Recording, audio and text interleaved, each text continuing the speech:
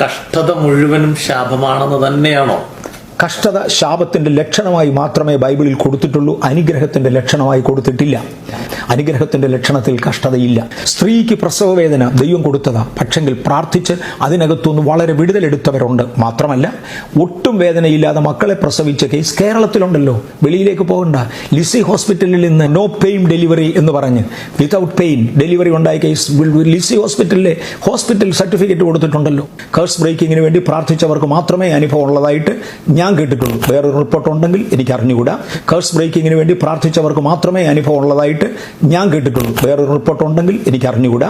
ഞാൻ പ്രാർത്ഥിച്ച 2 കേസസ് എങ്കിലും ഡെലിവറി വിതൗട്ട് പെയിൻ എന്ന് പറഞ്ഞതിൽ ഒന്ന് എറണാകുളത്തെ ലിസി ഹോസ്പിറ്റലില്ല. വേറെ 1-2 കൂടെ ഉണ്ട്. പക്ഷെ അതിനെക്കുറിച്ചൊന്നും മെഡിക്കൽ റിപ്പോർട്ടില്ല. ഇതിനെക്കുറിച്ച് മെഡിക്കൽ റിപ്പോർട്ടുള്ള ഒരു കേസ് ഞാൻ കണ്ടതാണ്.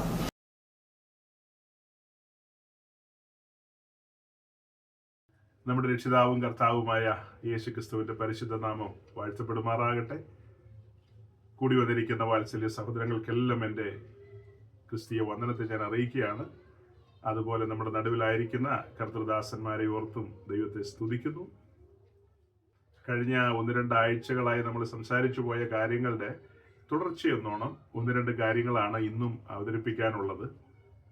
അതായത് 1-2 ആഴ്ച മുമ്പ് നമ്മൾ ഇങ്ങനെ സംസാരിച്ചു പോയപ്പോൾ നമ്മുടെ സമൂഹത്തിൽപ്പെട്ട വളരെ സീനിയറായിട്ടുള്ള ശുശ്രൂഷകന്മാര്, അവരെക്കാളും വളരെ ജൂനിയറായിട്ടുള്ള ശുശ്രൂഷകന്മാരെയൊക്കെ യോഗ്യമല്ലാത്ത വാക്കുകൾ കൊണ്ട് സംസാരിക്കുകയും ജാതീയമായും വംശീയമായും ഒക്കെ അധിക്ഷേപിക്കുന്ന രീതിയിൽ ഒക്കെ പബ്ലിക്കലി അവർ അങ്ങനെ പറയുകയൊക്കെ ചെയ്ത വീഡിയോസൊക്കെ സോഷ്യൽ മീഡിയയിൽ പ്രചരിച്ചപ്പോൾ നമ്മളും അതിനോടനുബന്ധിച്ച് അതിന് ഒരു വിശദീകരണം പോലെ പറയാനിടയായി. അതായത് അവരാ പറഞ്ഞ ആ ആശയങ്ങളെ നമ്മൾ വിശുദ്ധ തിരുവെഴുത്തിന്റെ വെളിച്ചത്തിൽ ക്രൂശിന്റെ ചുവട്ടിൽ നിന്ന് അവരുടെ ആ ശബ്ദങ്ങളെ ഒന്ന് വിശകലനം ചെയ്യുകയായിരുന്നു. അതിനായിട്ട് നമ്മൾ 1 കൊരിന്ത്യർ ലേഖനം 1-ാം അധ്യായം തുറന്നു വെച്ചിട്ട് ക്രൂശിക്കപ്പെട്ടവനായ ക്രിസ്തുവിനെ നമ്മൾ കണ്ടെത്തുകയായിരുന്നു. അങ്ങനെ 1-ാം അധ്യായത്തിന്റെ 26-ാം വാക്യം മുതൽ അതിന്റെ ഏതാണ്ട് 30-ാം വാക്യം വരെയുള്ള വാക്യങ്ങളെ മുൻനിർത്തിക്കൊണ്ട്, അതുപോലെ പഴയ നിയമത്തിൽ നിന്ന് 1-2 ഇൻസിഡൻസ് മുൻപിൽ കൊണ്ടുവന്നും നമ്മളിങ്ങനെ സംസാരിച്ചു പോവുകയായിരുന്നു. അങ്ങനെ ആ മെസ്സേജൊക്കെ നമ്മൾ പിന്നത്തേതിൽ യൂട്യൂബിലും അപ്ലോഡ് ചെയ്തു. അതൊക്കെ ധാരാളം പേര് കേട്ടു. അത് കഴിഞ്ഞ ആഴ്ചയിലേക്ക് വന്നപ്പോൾ നമ്മൾ അതിനോടൊക്കെ അനുബന്ധിച്ച് തന്നെ പൊതുവായ ചില കാര്യങ്ങൾ പറയുകയായിരുന്നു. അപ്പോൾ നമ്മുടെ പല വാത്സല്യ സഹോദരങ്ങളും ഇടയ്ക്ക് എന്നോട് പറയാറുണ്ട്, ഇത്തരക്കാരുടെ കാര്യങ്ങളൊക്കെ നമ്മൾ പറഞ്ഞിട്ട് വല്ല പ്രയോജനമുണ്ടോ? നമ്മളിതൊക്കെ പറഞ്ഞാൽ അവരാരെങ്കിലും കേൾക്കുവോ, അവർ അംഗീകരിക്കുവോ, അക്സെപ്റ്റ് ചെയ്യുമോ എന്നൊക്കെയുള്ള രീതിയിൽ പല പ്രിയപ്പെട്ടവരും ഒക്കെ പറയാനിടയായിട്ടുണ്ട്. നമ്മുടെ സഹോദരങ്ങളൊക്കെ ചില കാര്യങ്ങളൊക്കെ എന്നോട് സംസാരിക്കുമ്പോൾ ഞാനത് ശ്രദ്ധാപൂർവ്വം കേൾക്കാറുണ്ട്. കാരണം അവർ പരിശുദ്ധാത്മാവിനാൽ നയിക്കപ്പെടുന്നവരാണല്ലോ. അപ്പോൾ അങ്ങനെ കൂട്ടു സഹോദരങ്ങളിൽ നിന്ന് ചിന്തകളും ആശയങ്ങളും വരുമ്പോൾ അതിനകത്ത് ഒരു ദൈവിക ഇടപെടലുണ്ടോ എന്നൊക്കെ ശ്രദ്ധിക്കാറുള്ള ആളാണ് ഞാൻ. എന്നാൽ കഴിഞ്ഞ 1-2 ആഴ്ച നമ്മൾ സംസാരിച്ചു പോയ ആ കാര്യങ്ങള് അതുമായി ബന്ധപ്പെട്ട ആ ആളുകൾ അത് കേൾക്കുമെന്ന് വിചാരിച്ചിട്ടല്ല നമ്മൾ ഇതൊക്കെ പറഞ്ഞത്. നമ്മൾ നമ്മുടെ കൂട്ടായ്മയിൽ നമ്മുടെ പ്രിയപ്പെട്ടവരോടാണ് സംസാരിക്കുന്നത്. ആ മെസ്സേജുകൾ റെക്കോർഡ് ചെയ്യപ്പെടുന്നുണ്ട് എന്നുള്ളത് കൊണ്ട് പബ്ലിക്കിൽ നമ്മൾ അപ്ലോഡ് ചെയ്യുന്നു. അത് പിന്നത്തേതിൽ താല്പര്യമുള്ളവർ കേൾക്കും. ഈ പറയപ്പെട്ട കൂട്ടങ്ങളിൽപ്പെട്ട ആളുകളൊന്നും ആ മെസ്സേജ് ഒന്നും ഒരിക്കലും കേൾക്കില്ല. അവരുടെ കൂട്ടങ്ങളിലുള്ള 80-90% ആൾക്കാര് അന്ധമായ ഒരു വ്യക്തിപൂജയിലും അവരുടെ ആ ഒരു സംവിധാനത്തിനകത്ത് കെട്ടപ്പെട്ട് കിടക്കുന്ന ആൾക്കാരുമാണ്. അത്തരക്കാരൊന്നും ഒരിക്കലും നമ്മൾ പറയുന്ന മെസ്സേജുകൾ കേൾക്കില്ല. നമ്മളെ പോലെയുള്ളവരൊക്കെ പ്രസംഗിക്കുന്ന മെസ്സേജുകൾ കേൾക്കാനായിട്ട് അവരുടെ കാതുകൾ തുറന്നാൽ അത് ഒരു ശാപമാണ്. എന്തോ വലിയ കൊടിയ അപരാധത്തിൽ അകപ്പെട്ടു പോയതുപോലെയാണ് അവരൊക്കെ പരിഗണിക്കുന്നത്.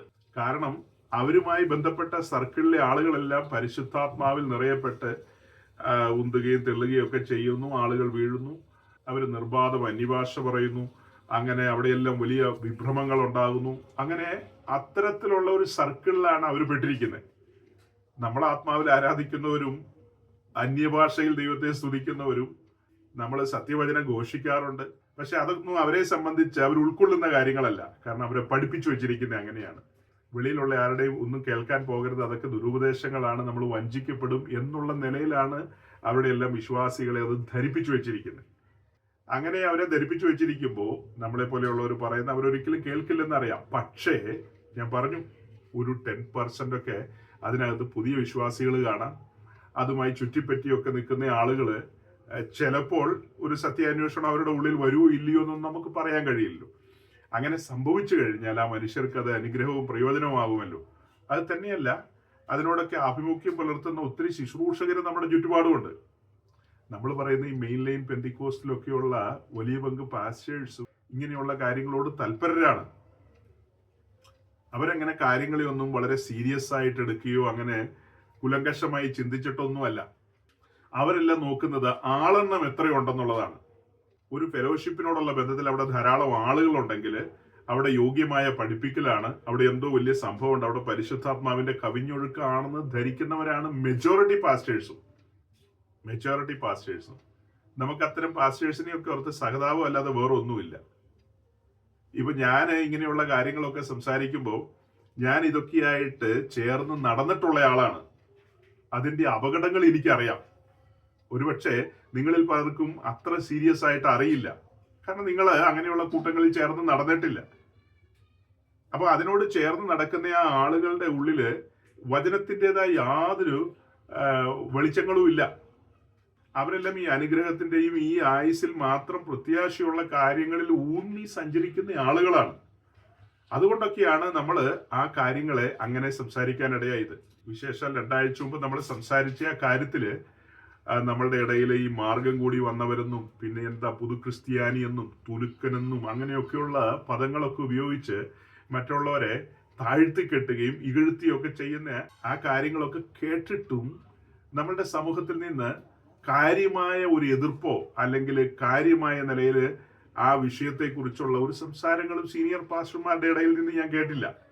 വളരെ ചുരുക്കം, വിരലിൽ എണ്ണാവുന്ന 3-4 പേര് കുറച്ച് എന്തൊക്കെയോ പറഞ്ഞിട്ടുണ്ടെന്ന് മാത്രമേ ഉള്ളൂ. അതല്ലാതെ ഭൂരിപക്ഷം വരുന്ന ലീഡർഷിപ്പിലൊക്കെ ഇരിക്കുന്ന ആളുകൾ ആരും അതിനെ അപലപിക്കുകയോ അതൊരു തെറ്റായ പദപ്രയോഗമാണ്, അങ്ങനെയൊന്നും ചെയ്യാൻ പാടില്ലായിരുന്നു.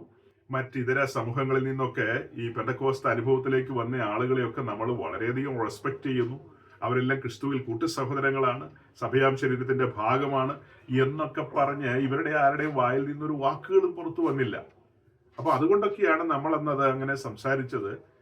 ആ മെസ്സേജൊക്കെ ചരിത്രത്തിന്റെ ഭാഗമായി അവിടെ കിടപ്പുണ്ട്. കർത്താവ് വരാൻ താമസിച്ചാൽ വരുംകാല തലമുറ അതൊക്കെ കേൾക്കുകയാണെങ്കിൽ കൂട്ടുസഹോദരങ്ങളെ കുറിച്ച് അങ്ങനെയൊന്നും പറയാൻ പാടില്ല, മറ്റുള്ളവരെ ശ്രേഷ്ഠരെന്ന് എണ്ണണം എന്നൊക്കെയുള്ള ചിന്തകൾ ആളുകൾക്ക് വരുമെങ്കിൽ അത് തന്നെയല്ല സഹോദരങ്ങളെ. ഇങ്ങനെയുള്ള വിഷയങ്ങളൊക്കെ നമ്മൾ പ്രസംഗിച്ചു പോകുമ്പോൾ ഇതിനകത്തൊക്കെ ചില മുന്നറിയിപ്പുകളുണ്ട്, ചില തിരുത്തലുകളുണ്ട്, ഒന്ന് മാറി ചിന്തിക്കണമെന്നുള്ള ആഹ്വാനങ്ങളുണ്ട്. ഇതൊക്കെ ഇമ്മീഡിയറ്റ് റിസൾട്ട് തരുമെന്ന് ഞാൻ വിശ്വസിക്കുന്നില്ല. ഈ പറയുന്ന കാര്യങ്ങൾക്കൊക്കെ ഇമ്മീഡിയറ്റ് ആയിട്ട് റിസൾട്ട് കിട്ടുമെന്നൊന്നും ഞാൻ വിചാരിക്കുന്നില്ല. ഒരുപക്ഷെ ചില നാളുകൾ കഴിയുമ്പോൾ നമ്മളുടെ മെസ്സേജുകളൊക്കെ അപ്ലോഡ് ചെയ്തിട്ടുണ്ടല്ലോ, അതൊക്കെ കേൾക്കുന്ന ആളുകൾക്ക് അത് പ്രയോജനമാകാൻ സാധ്യതയുണ്ട്. എന്തുകൊണ്ടാണ് ഞാൻ പിന്നെയും ഇങ്ങനെയുള്ള കാര്യങ്ങളൊക്കെ പറയുന്നതെന്ന് ചോദിച്ചാല് എന്റെ ജീവിതാനുഭവമാണ്. ഞാൻ ഒരു ശരാശരി പെന്തക്കോസ്ത് ലോകത്ത് ഇങ്ങനെ ഈ ദൈവം അനുഗ്രഹിക്കും, മാനിക്കും, ഉയർത്തും എന്നൊക്കെ പറയുന്ന ആ ഒരു ലോകത്താണ് എത്തിപ്പെട്ടത്. അങ്ങനെയുള്ള ഒരു ലോകത്ത് സാധാരണ നിലയിൽ സങ്കീർത്തന പ്രബോധനമൊക്കെ കേട്ട് പിന്നെ ഒത്താല് എവിടെന്നെങ്കിലും മത്തായിയുടെ സുവിശേഷത്തിൽ നിന്നൊക്കെ എന്തെങ്കിലും 2 വാക്ക് ആരെങ്കിലും ഒക്കെ പറയുന്നൊക്കെ കേട്ട് അങ്ങനെ ജീവിച്ചു പോയൊരു മനുഷ്യനാണ്. ആ എന്റെ ജീവിതത്തിൽ ചില ശ്രേഷ്ഠന്മാരായ ദൈവദാസന്മാര് അവര് പ്രസംഗിച്ച ചില പ്രസംഗങ്ങൾ ഞാൻ പിന്നത്തേത് കേൾക്കാനിടയായി. അതായത് അവർ പ്രസംഗിച്ച ആ സ്പോട്ടിൽ തന്നെയല്ല, അവര് പ്രസംഗിച്ചിട്ട് എത്രയോ വർഷം കഴിഞ്ഞിട്ട് അവരുടെ മെസ്സേജുകൾ പഴയകാല സംവിധാനമായ ഈ CD DVD എന്നൊക്കെ പറയുന്ന കാര്യങ്ങളുണ്ടല്ലോ, അത് ഓരോന്നും എൻ്റെ കയ്യിൽ കിട്ടിയിട്ട് അങ്ങനെ ആ മെസ്സേജുകൾ കേട്ടപ്പോൾ എനിക്കുണ്ടായ മാറ്റം. അപ്പൊ അവരെല്ലാം അവരുടെ മെസ്സേജുകളിൽ കാര്യങ്ങളെ സ്പഷ്ടമായിട്ടും കൃത്യതയോടും തുറന്ന് സംസാരിച്ചത് ഞാൻ കേട്ടപ്പോൾ എനിക്ക് മനസ്സിലായി, ഈ കാര്യങ്ങളൊന്നും പന്തിയല്ല, വേറിട്ട് ചിന്തിക്കണം, മാറി ചിന്തിക്കണം, ശരിയായ ദൈവവചനത്തിന്റെ ട്രാക്കിലേക്ക് വരണം എന്ന ഒരു ബോധ്യം എനിക്കുണ്ടായി. ഞാൻ ഉൾപ്പെട്ട് നിൽക്കുന്ന ആ സമൂഹത്തിലെ എല്ലാ കാര്യങ്ങളും പെർഫെക്റ്റ് ആണ്, അല്ലെങ്കിൽ ഇങ്ങനെയൊക്കെയാണ് പെന്തക്കോസ്ത് എന്ന് പറയുന്നതെന്ന് ഞാൻ ധരിച്ചിരുന്നു. എന്നാൽ എന്നെ മാറി ചിന്തിക്കാനായിട്ട് പ്രാപ്തമാക്കിയത് അങ്ങനെയുള്ള മെസ്സേജുകളാണ്. ചരിത്രത്തിൽ ഞാനിപ്പോൾ അങ്ങനെയുള്ള കാര്യങ്ങളൊക്കെ തുറന്നു പറയുന്ന ഒരു മനുഷ്യനുമാണ്. അതുകൊണ്ട് എനിക്ക് ധാരാളം എതിർപ്പുകൾ ഉണ്ടായിട്ടുണ്ട്. ഒത്തിരി പേര് എന്നിൽ നിന്ന് അകന്നു പോയിട്ടുണ്ട്. അതൊന്നും ഞാൻ ഗൗനിക്കുന്നില്ലെന്നേ, അതൊന്നും ഗൗനിക്കുന്നില്ല. അവരൊന്നും സത്യത്തെ സ്നേഹിക്കുന്നവരല്ല. കഴിഞ്ഞ ചില ആഴ്ചകളായി ഞാൻ നിങ്ങളിൽ പലരോടും പല നിലകളിൽ ഇടപെട്ട ഒരു കാര്യമാണ്, ഉപദേശം പ്രസംഗിക്കുന്നവർ നമ്മളുടെ നടുവിലുണ്ട്, കൃത്യമായി വചനം പ്രസംഗിക്കുന്നവരുണ്ട്. എന്നാൽ തെറ്റായ ഉപദേശത്തെക്കുറിച്ചും തെറ്റായ കാര്യങ്ങളെക്കുറിച്ചും വഞ്ചനകളെക്കുറിച്ചും സൂചിപ്പിക്കുന്നവരുടെ എണ്ണം വളരെ കുറവാണ്. ഇല്ലെന്നല്ല, വളരെ കുറവാണ്. ഇപ്പൊ നമ്മൾ വിശുദ്ധ തിരുവെഴുത്ത് പഠിക്കുമ്പോൾ പുതിയ നിയമത്തിലേക്ക് വരുമ്പോൾ വെളിപ്പാട് ദിവസം തന്നെ നോക്കാം. വെളിപ്പാട് പുസ്തകത്തിന്റെ ആദ്യത്തെ അധ്യായങ്ങളിൽ 7 സഭകൾക്കുള്ള ദൂത് പറയുമ്പോൾ അവിടെ വളരെ കൃത്യമായിട്ടാണ് ആ സമയത്ത് ഉപദേശ പെശകളെ കുറിച്ചും പോരായ്മകളെ കുറിച്ചും ചില വ്യക്തികളെ കുറിച്ചൊക്കെ പേരെടുത്ത് തന്നെയാണ് പറയുന്നത്. നിക്കോലാവിന്റെ കാര്യം അവിടെ പറയുന്നില്ലേ? കള്ളയപ്പോസ്തലന്മാരുടെ കാര്യം പറയുന്നില്ലേ? പിന്നെ തുയത്താരക്കാരിയായ ഇസബേലിനെ കുറിച്ച് പറയുന്നില്ലേ? അങ്ങനെ പലരെയും കുറിച്ച് ആ സമയത്ത് യോഹന്നാൻ അപ്പോസ്തലൻ പറയുകയാണ്. അപ്പൊ ആ സമയത്ത് വിശുദ്ധന്മാര് ഈ കാര്യങ്ങളെ തിരിച്ചറിയാൻ വേണ്ടിയല്ലേ അങ്ങനെ പറയുന്നത്? അല്ലെങ്കിൽ ജനം കുഴിയിൽ പോയി ചാടില്ലേ? അപ്പൊ അതുകൊണ്ട് ഞാൻ പറഞ്ഞു വരുന്നത് ഇത്രയേ ഉള്ളൂ. നമ്മൾ കഴിഞ്ഞ ദിവസങ്ങളിലൊക്കെ പറഞ്ഞ ആ കാര്യങ്ങള് പിന്നത്തേതിൽ മേലാൽ കേൾവിക്കാരായവർക്ക് പ്രയോജനപ്പെടുവാൻ പാകത്തിന് തന്നെയാണ് നമ്മൾ പറയുന്നത്. ഇന്ന് ഈ കേൾക്കുന്നതും കാണുന്നതുമായ പല കാര്യങ്ങളും വിശുദ്ധ തിരുവെഴുത്തിന് നിരക്കുന്ന രീതിയിലല്ല പോകുന്നത്, വഞ്ചനാപരമാണ്. ഓക്കെ, പറഞ്ഞു വരുന്നതിന്റെ സാരം ഇത്രയേ ഉള്ളൂ. ഇങ്ങനെയുള്ള കാര്യങ്ങളൊക്കെ നമ്മൾ പറയുന്നത് ഇന്നല്ലെങ്കിൽ നാളെ അത് കാണുന്ന ഏതെങ്കിലും ഒരു പെന്തക്കോസ് പാസ്റ്ററുടെ ഉള്ളില് കുത്തുകൊള്ളും. ഈ നേതാക്കന്മാരുടെ ഒക്കെ ശിങ്കിടികളായിട്ട് അവരെ ചുറ്റിപ്പറ്റി മണിയടിച്ച് നടക്കുന്ന ധാരാളം പാസ്റ്റേഴ്സ് ഉണ്ട്. അതായത് അവരുടെ കസേര മറിഞ്ഞു പോകാതെ അവരവരുടെ ആ ഒരു കംഫർട്ട് സോണില്, സത്യത്തിന് നീതിക്കൊന്നും അവിടെ ഒരു പ്രാധാന്യമില്ല. ദൈവവചനമൊക്കെ വളച്ചൊടിക്കപ്പെടുകയാണ്. അതായത് വിശുദ്ധിക്കും വേർപാടിനൊന്നും അതൊന്നും പാസ്റ്റേഴ്സിന് വിഷയമല്ല.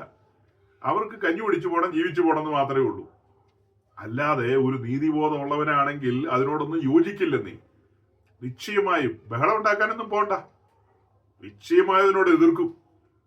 നമ്മൾ ഒത്തിരി ദേവദാസന്മാരെ മനസ്സിലാക്കുന്നുണ്ട്. അവരിൽ പലർക്കും അങ്ങനെ ഒരു എതിർപ്പില്ല.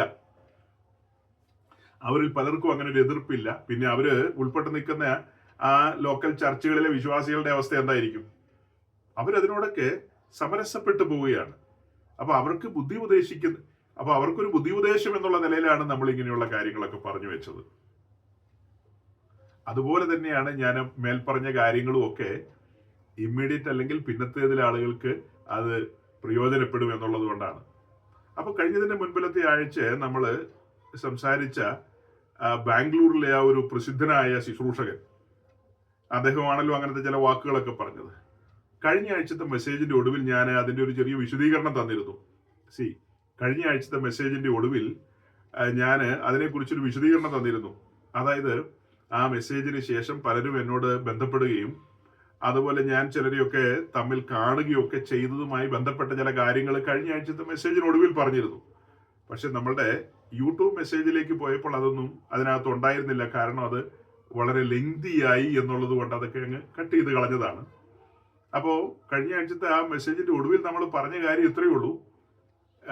ഈ പറയപ്പെട്ട ആ സീനിയർ പാസ്റ്ററുമായി ബന്ധപ്പെട്ട് അദ്ദേഹത്തിന്റെ ചില സംഭാഷണങ്ങളൊക്കെ ഇങ്ങനെ പ്രചരിച്ചല്ലോ. ആ പ്രചരിച്ചതുമായി ബന്ധപ്പെട്ട് വലിയ പങ്ക് ശുശ്രൂഷകരുടെ ഉള്ളിലിരിക്കുന്ന ഒരു കാര്യമാണ് മെഗാ ചർച്ച് എന്നുള്ളത്. അവരെല്ലാം മെഗാ ചർച്ചിന്റെ ആളുകളാണ്. അവർ പറയുന്ന 500 പേരിൽ കുറഞ്ഞു കഴിഞ്ഞാൽ അതൊരു സഭയായിട്ട് പോലും പരിഗണിക്കാൻ കഴിയില്ല. ഒരു സഭയെന്നൊക്കെ പറയണമെങ്കിൽ 500 പേരെങ്കിലും മിനിമം വേണമെന്ന്. ഇപ്പൊ ഇവിടെ എന്നെ കേട്ടിരിക്കുന്ന ദൈവദാസന്മാരുണ്ട്, അവരുടെ ഒന്നും കൂടെ 500 പേരില്ല. അപ്പൊ അവരെ കർത്താവിന്റെ ദാസന്മാരെന്നോ അവരുടെ ആ കൂടിവരവിനെ ദൈവസഭയെന്നോ വിളിക്കാൻ പറ്റില്ലെന്നാണ് ഈ സീനിയർ മെഗാ പാസ്റ്റർ പറയുന്നത്. ആ പറയുന്നതൊക്കെ തികച്ചും പരിജ്ഞാനമില്ലായ്മയിൽ നിന്ന് പറയുന്നതാണ്. ദൈവവചനത്തിന്റെ വെളിച്ചത്തിലല്ല ഈ പറയുന്നതൊക്കെ. നമ്മള് പുതിയ നിയമം പഠിച്ച് മുൻപോട്ട് വരുമ്പോൾ മെഗാ ചർച്ച് എന്ന് പറയുന്ന ഒരു കൺസെപ്റ്റ് ഇല്ല. ഞാനിത് എനിക്ക് കിട്ടുന്ന അവസരങ്ങളിലൊക്കെ പറയാറുണ്ട്. തൃശ്ശൂർ പട്ടണത്തിൽ ഒരു ചർച്ചിൽ പോയി ഞാനിങ്ങനെ പ്രസംഗിച്ചപ്പോൾ ഈ ഒരു കാര്യം ഞാൻ സൂചിപ്പിച്ചു. കർത്താവിന്റെ ആഗ്രഹം മെഗാ ചർച്ച് എന്നുള്ളതല്ല.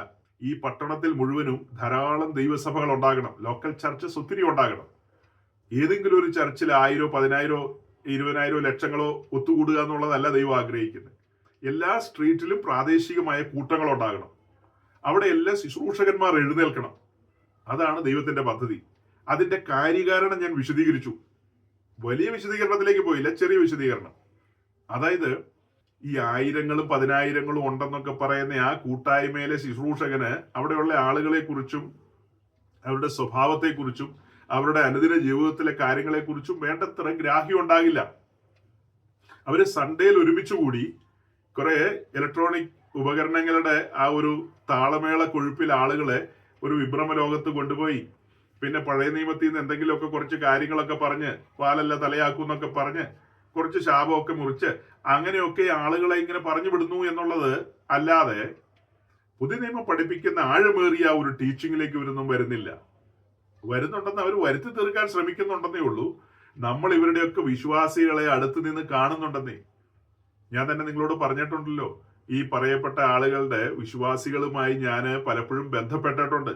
അങ്ങനെ ബന്ധപ്പെട്ട് അവരോടൊക്കെ സംസാരിക്കുമ്പോൾ വീണ്ടും ജനനത്തെ കുറിച്ച് ചോദിച്ചിട്ട് പോലും വ്യക്തമായി മറുപടി പറയാൻ പലതിനും കഴിയുന്നില്ല.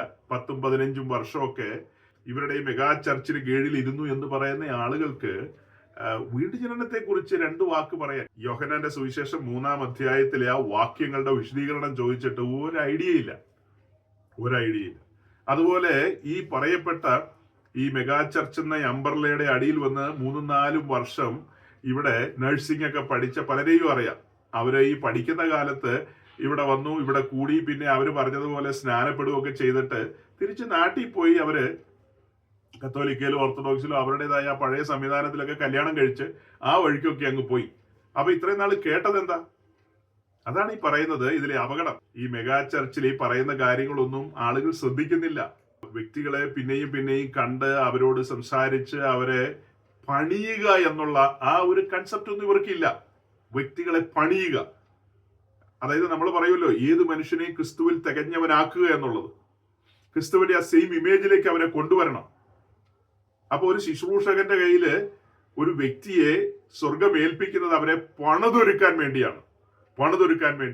അവനെ ഈ ഭൂമിയിൽ നിന്ന് പറഞ്ഞു വിടുന്ന സമയത്ത് ക്രിസ്തുവിനെ പോലെ, ക്രിസ്തു നിർമ്മലനായിരിക്കുന്ന പോലെ താനും നിർമ്മലനായിരിക്കണമെന്നുള്ള ബോധ്യത്തിൽ അങ്ങനെ തന്നെ ഓട്ടം തികച്ച് വിശ്വാസം കാത്ത് പോർ ഉയരെന്നുള്ള നിലയിൽ ഇവിടെ നിന്ന് മാറ്റപ്പെടണം.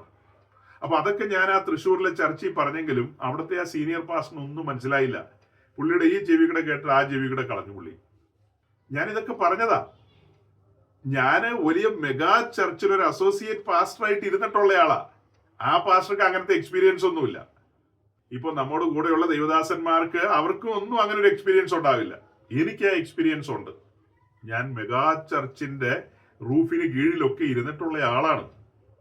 അപ്പൊ എനിക്കറിയാം ഇതൊക്കെ എന്താണെന്ന്, അവിടെയൊക്കെ വരുന്ന വിശ്വാസികളുടെ നിലയും നിലവാരവും ഒക്കെ. അതൊക്കെ വെച്ചിട്ടാണ് വളരെ കൃത്യതയോടെ പറഞ്ഞത്. ഒരു ശുശ്രൂഷകന് ഏറിയാൽ ഒരു 50 പേര്. അതൊക്കെ കേൾക്കുമ്പോൾ പാസ്റ്റർമാരുടെ നെഞ്ചു പൊട്ടും. 50 പേരെ വെച്ചിട്ട് എന്ത് ചെയ്യാനാണ് അവർ ചിന്തിക്കുന്നത്? ആ 50 പേര് കഴിഞ്ഞാൽ താങ്കൾ പിന്നെയും ശുശ്രൂഷയിൽ മുന്നോട്ട് പോവുകയല്ലേ? പിന്നെയും അടുത്തൊരു 50 പേര് വരും. അതിന് ഒരു ചുമതലക്കാരനെ ആക്കുക, ഇതിനൊരു ചുമതലക്കാരനെ ആക്കുക. താങ്കൾ പിന്നെയും പ്രവർത്തിച്ചുകൊണ്ടിരിക്കുക. താങ്കൾക്ക് ധാരാളം ആത്മാക്കളെ സ്വർഗത്തിലെ ദൈവം തരും. അപ്പൊ ഓരോ കൂട്ടങ്ങൾക്കും മൂപ്പന്മാരെ ആക്കി വെക്കുക. താങ്കളുടെ ഉത്സാഹത്താൽ ഉരുത്തിരിഞ്ഞു വന്ന പ്രാദേശിക കൂട്ടങ്ങൾക്കെല്ലാം ഓരോരോ ശുശ്രൂഷകന്മാരെ താങ്കൾ ആക്കി വെക്കുക. അതായത് ഈ എൽഡേഴ്സ് എന്നുള്ള നിലയിൽ അവരെ ആക്കി വെക്കുക. താങ്കൾ തന്നെ ഓവറോൾ എല്ലാം മാനേജ് ചെയ്യുക. ആ ഓരോ വിശ്വാസികളെയും പണിതൊരുക്കേണ്ട ഉത്തരവാദിത്വം അവർക്കാണെന്നുള്ള ബോധ്യം അവർക്ക് കൊടുക്കണം. എന്നിട്ട് വചനത്തിലും ആത്മാവിലും അവരെ സമ്പന്നരാക്കണം. മണവാട്ടിയുടെ ഒരുക്കം പൂർത്തീകരിക്കപ്പെടണം. അല്ലാതെ ഈ മെഗാ ചർച്ചിലെ പാസ്റ്റർമാരുടെ തലയ്ക്കകത്ത് ഇതൊന്നും പോയിട്ടില്ലെന്നേ. ഇവരുടെ ചിന്ത ഇത്രയുള്ളൂ, എല്ലാവരും ഞായറാഴ്ച വരണം, അവരുടെ ഓർഗന്റെ ശബ്ദത്തിൽ നിന്ന് തുള്ളിക്കൊണ്ടിരിക്കണം, സ്വോത്രകാഴ്ച ഇടണം, ഈ വന്ന ജനമെല്ലാം സാമ്പത്തികമായി അനുഗ്രഹിക്കപ്പെടണം, ഉയരണം എന്നൊക്കെ ഇവർ ആഗ്രഹിക്കുന്നുണ്ടാവും. അതൊക്കെ അവർ ആഗ്രഹിക്കുന്നുണ്ടാവും. ആത്മീയമായ ഒരു ശരാശരിയിലൊക്കെ അങ്ങ് പോയാലും കുഴപ്പമില്ല. ആത്മീയമായി തങ്ങളെ പോലെ തന്നെ തങ്ങളുടെ തോളൊപ്പമൊന്നും വരാൻ ഇവർ ആഗ്രഹിക്കില്ല. വന്നു കഴിഞ്ഞാൽ പിന്നെ അവൻ ചോദ്യം ചെയ്യുമല്ലോ. അതായത് നമ്മൾ സാധാരണ, അതായത് നമ്മുടെ മലയാളക്കരയിൽ സാധാരണ പറയുന്ന ഒരു പ്രയോഗമാണ്, വടക്കേ ഇന്ത്യയിലുള്ള ആളുകളെയൊന്നും അധികം വിദ്യാഭ്യാസത്തിലേക്ക് കൊണ്ടുവരുവാൻ അവിടുത്തെ ഈ ഉയർന്ന ജാതി എന്ന് പറയുന്ന ഠാക്കൂർമാർ, അങ്ങനെയുള്ള ഒത്തിരി പുള്ളികളുണ്ട്, അവരൊന്നും സമ്മതിക്കില്ലെന്ന്. കാരണം അവര് വിദ്യാഭ്യാസമൊക്കെ നേടി മുന്നോട്ട് വന്നു കഴിഞ്ഞാൽ അവൻ സ്വയം തിരിച്ചറിയുമല്ലോ താനൊരു മനുഷ്യനാണെന്ന്. അപ്പൊ മനുഷ്യന്റെ അവകാശങ്ങളും മനുഷ്യന്റെ അധികാരങ്ങളും ഒക്കെ എന്താണെന്നൊക്കെ മനസ്സിലാക്കി കഴിഞ്ഞാൽ, അവന്റെ വ്യക്തിത്വത്തെ കുറിച്ചൊക്കെ അവന് മനസ്സിലാക്കി കഴിഞ്ഞാൽ അവൻ ചെറുതായിട്ടൊക്കെ ചിലപ്പോൾ ചോദ്യം ചെയ്തെന്നിരിക്കും. അങ്ങനെയൊക്കെ സംഭവിക്കാതിരിക്കാൻ വേണ്ടിയിട്ടാണ് അവർക്ക് വിദ്യ പറഞ്ഞു കൊടുക്കാത്തത് എന്ന് പറഞ്ഞതുപോലെ ഇവിടെ പൗലോസ് പറയുന്നത്, കാലം നോക്കിയാൽ നിങ്ങളെല്ലാം എന്റെ തോളൊപ്പം വരണമെന്ന് തന്നെയാണ്. അതായത് തോളൊപ്പം മീൻസ് തോളോട് തോള് ചേർന്ന് നിൽക്കണമെന്ന്. നമ്മള് സമാഗമന കൂടാരമൊക്കെ പഠിക്കാറുണ്ടല്ലോ. അതിന്റെ വിശുദ്ധ സ്ഥലത്തേക്ക് നോക്കുമ്പോ 48 പലക ഇങ്ങനെ തലനിവർത്തി നിൽക്കുകയാണ്. ഒരേ അളവിൽ തന്നെയാണ് നിൽക്കുന്നത്, തോളോട് തോള് ചേർന്നാണ് നിൽക്കുന്നത്, ഒരു ഗ്യാപ്പും ഇല്ലാതെയാണ് നിൽക്കുന്നത്, പറ്റിച്ചേർന്നാണ് നിൽക്കുന്നത്, ഇഴുകിച്ചേർന്ന് നിൽക്കുകയാണ്. അത് പെട്ടെന്നൊന്നും സംഭവിച്ചതല്ല. ഏതോ മരുഭൂമി കിടന്ന കതിരമരത്തെ വെട്ടിക്കൊണ്ടുവന്ന് അതിനെ പലകയാക്കി ഈ പറഞ്ഞ വിവിധങ്ങളായ പ്രോസസ്സുകളിലൂടെയൊക്കെ കടത്തിവിട്ട് ഇങ്ങനെ ഈ പലകകൾ ചേർന്ന് നിൽക്കുമാറാക്കിയതാണ്. എളുപ്പം സംഭവിച്ചതല്ല. അങ്ങനെ ആ പലകകൾ മറിഞ്ഞു പോകാതെ 5 അന്താഴങ്ങൾ കൊണ്ട് ചേർത്ത് താങ്ങി നിർത്തിയിരിക്കുകയാണ്. കർത്തൃ ശുശ്രൂഷയിലായിരിക്കുന്ന ദൈവദാസന്മാർ ആ പലകകൾ മറിഞ്ഞു പോകാതെ, ഉപദേശത്തിന്റെ ഓരോരോ കാറ്റുകൾ അടിക്കും. അങ്ങനെ ആ കാറ്റുകൾ അടിക്കുമ്പോൾ അത് മറിഞ്ഞു പോകാതെ ഈ 5 വിധ ശുശ്രൂഷകരുടെ ഉത്തരവാദിത്വമാണ് അതിനെ ചേർത്ത് നിർത്തുക എന്നുള്ളത്. അങ്ങനെ ചേർത്ത് നിർത്തിയാണ് ഇത് മുന്നോട്ട് പോയിക്കൊണ്ടിരിക്കുന്നത്. ഇതാണ് ശരിയായ പഠനം എന്ന് പറയുന്നത്. ഇതെന്താ ഒരു പാസ്റ്റർക്ക് പറഞ്ഞാൽ മനസ്സിലാകില്ലാത്തത്? ഉടനെ അവർ പറയും യെരുശലേം സഭയില് 3000 പേരുണ്ടായിരുന്നു. വലിയ ഡോക്ടറേറ്റ് MTH ഉള്ളവരായി പറയുന്നത് യെരുശലേം സഭയിൽ 3000 പേരുണ്ടായിരുന്നു. നമ്മൾ അപ്പോസ്തലപ്രവൃത്തി 2-ാം അധ്യായം പഠിക്കുമ്പോൾ പത്രോസിന്റെ ഒറ്റ പ്രസംഗത്തില് 3000 പേര് വിശ്വാസ വഴിയിലേക്ക് വന്നു എന്നുള്ളത് നമ്മൾ കാണുന്നുണ്ട്. ശരിക്കും അവിടെ കൂടിയിരുന്ന 120 പേരേ ഉള്ളൂ. അവിടെ കൂടിയിരുന്ന 120 പേരുടെ മേല് ദൈവത്തിന്റെ പരിശുദ്ധ റൂഹ ഇറങ്ങി വരികയും പിന്നത്തേതില് അവിടെ അവര് ദൈവത്തെ സ്തുതിക്കുകയും മഹത്വപ്പെടുത്തുകയും അവിടെ സാധാരണയിൽ നിന്ന് അസാധാരണമായ കാര്യങ്ങൾ നടന്നു. അവിടെ വലിയ ചലനങ്ങൾ തന്നെ ഉണ്ടായി എന്നുള്ളത് നമുക്കറിയാമല്ലോ. അപ്പൊ അവിടെ പെരുന്നാളിന് വന്നിരിക്കുന്ന യഹൂദന്മാര് ധാരാളം ഉണ്ടായി. ആ യഹൂദന്മാരെല്ലാം ഈ ശബ്ദവും കാര്യങ്ങളും കേട്ടിട്ട് ഓടിക്കൂടി വന്നു. അവര് 17-ലധികം രാജ്യങ്ങളിൽ നിന്ന് വന്നവരാണെന്ന് തിരുവഴുത്തിൽ നമ്മൾ കാണുകയാണ്. അവരെ ലോകാവസാനം വരെ യെരുശലേമിൽ കിടക്കാൻ വന്നവരല്ല. അവർ ഈ പെരുന്നാളൊക്കെ കഴിഞ്ഞതിന് ശേഷം തിരിച്ച് അവരുടെ ഭവനങ്ങളിലേക്ക് പോകില്ലേ? ഇസ്രായേൽ സംവത്സരത്തിൽ 3 പ്രാവശ്യം യെരുശലേമിലേക്ക് വരേണ്ട കാര്യങ്ങളുണ്ട്. അതിനെക്കുറിച്ചുള്ള വിശദീകരണത്തിലേക്ക് ഞാൻ പോകുന്നില്ല. അപ്പൊ അതിലെ ഒരു തവണ ഇവര് കടന്നു വന്ന സമയമാണത്. ഇനി ഒരു വാദത്തിന് വേണമെങ്കിൽ നമുക്ക് സമ്മതിക്കാം, യെരുശലേം സഭയില് ഒരു 1500 പേരുണ്ടായിരുന്നു ചിന്തിക്കാം ഈ 2-ാം അധ്യായം വെച്ചിട്ട്. അടുത്ത അധ്യായത്തിലേക്ക് വരുമ്പോഴത്തേക്കും പിന്നീട് ഒരു 5000 പേരും കൂടെ വരുന്നുണ്ട്. പിന്നീട് മുന്നോട്ട് പോകുമ്പോൾ ഉള്ള അധ്യായങ്ങളിലൊക്കെ ചില പ്രതിസന്ധികളൊക്കെ നമ്മൾ കാണുകയാണ്. അവിടെ ചില വിഷയങ്ങളൊക്കെ ഉരുത്തിരിയുന്നു. അപ്പൊ അതിന് അപ്പോസ്തലന്മാര് ചില സൊല്യൂഷൻസ് ഒക്കെ കണ്ടെത്തുകയാണ്. ഞങ്ങൾ വചനധ്യാനത്തിലും പ്രാർത്ഥനയിലും ഉറ്റിരിക്കാം, മറ്റ് ഭൗതിക കാര്യങ്ങളിലൊക്കെ പ്രാപ്തരായ യോഗ്യരായ തിരഞ്ഞെടുക്കപ്പെട്ട സഹോദരന്മാർ പ്രവർത്തിക്കട്ടെ എന്നൊക്കെ പറയും നമ്മൾ കാണുകയാണ്. അങ്ങനെ അപ്പോസ്തല പ്രവർത്തനങ്ങളിൽ നമ്മൾ അടുത്ത പുസ്തകങ്ങളിലേക്ക് പിന്നെ പോകും, ലേഖനങ്ങളിലേക്ക്.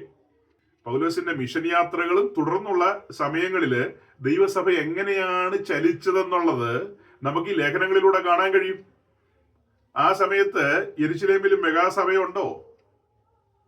യെരുശലേമിൽ നിന്ന് എല്ലാത്തിനെയും ചിതറിച്ച് ഓടിച്ചില്ലേ സഹോദരങ്ങളെ?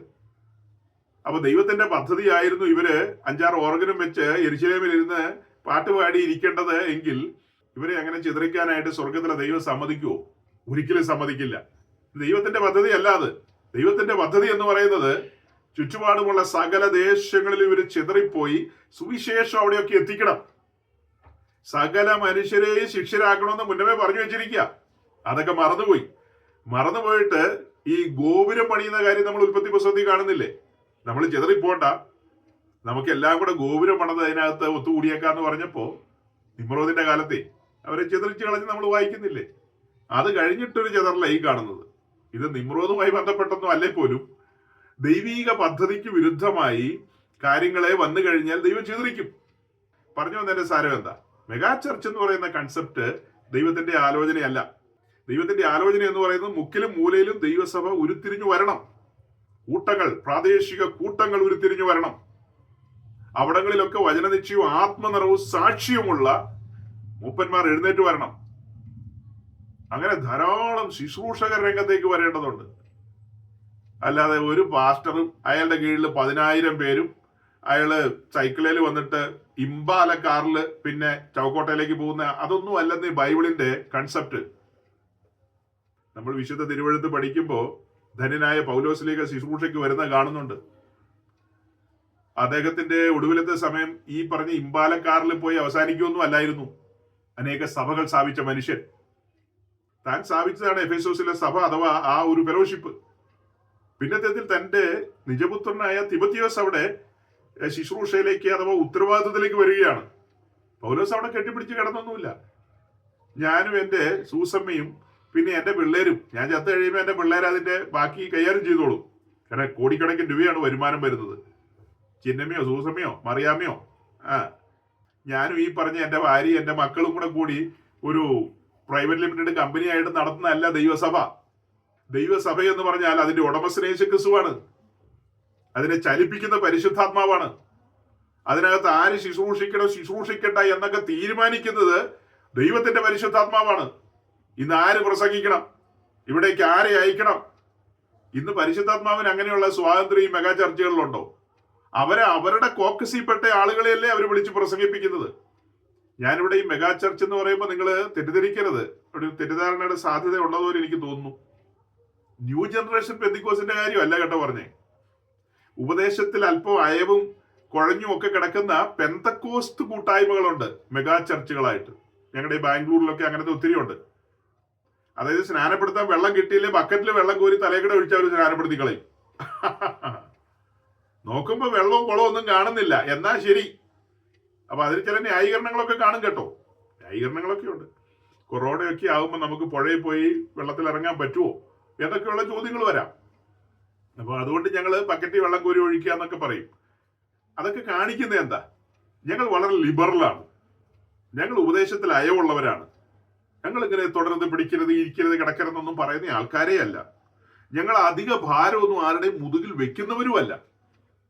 നിങ്ങളുടെ ഇഷ്ടത്തിനനുസരിച്ച് ഞങ്ങൾ കൈകാര്യം ചെയ്യും. നിങ്ങളുടെ ഹൃദയത്തെ ഒന്നും ഞങ്ങൾ വേദനിപ്പിക്കില്ല. കടന്നു വരുവിൻ. അതാണ് ഈ മെഗാ ചർച്ചുകാരുടെ എല്ലാ ഒരു രീതി എന്ന് പറയുന്നത്. അപ്പൊ ഞാൻ എന്താ പറഞ്ഞു വരുന്നതെന്ന് നിങ്ങൾക്ക് മനസ്സിലായോ? ഞാൻ ഒരു സ്ഥലത്ത് അങ്ങനെ പ്രസംഗിച്ചു കഴിഞ്ഞപ്പോൾ ഒരു പാസ്റ്റർക്ക് പെട്ടെന്ന് കോപം ഉണ്ടായിന്ന്. നേരിട്ട് എന്നോട് പറഞ്ഞില്ലെങ്കിലും അദ്ദേഹം പിന്നത്തേതിൽ പലരോടും അത് പറഞ്ഞു. ഞാൻ പിന്നീട് അദ്ദേഹത്തോട് അത് സംസാരിച്ചു. അദ്ദേഹത്തിന് എന്നിട്ടും മനസ്സിലായില്ല.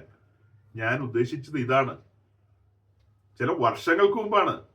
എനിക്ക് തോന്നുന്നു 2017-18 മറ്റോ.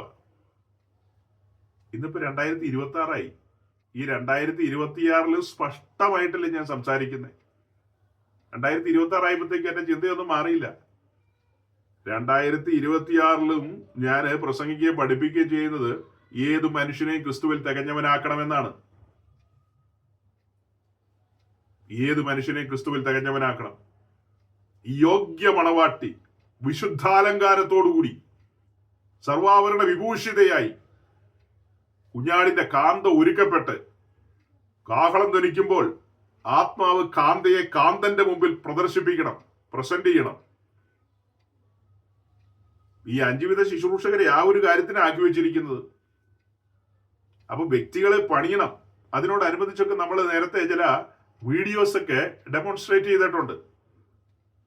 അതായത് ഒരു എയ്റോപ്ലെയിൻ, ആകാശത്ത് പറക്കുന്ന പ്ലെയിൻ, അതിന്റെ ഓവറോളിങ്ങുമായി ബന്ധപ്പെട്ട് നമ്മളൊരു വീഡിയോ ഒക്കെ കാണിച്ചു.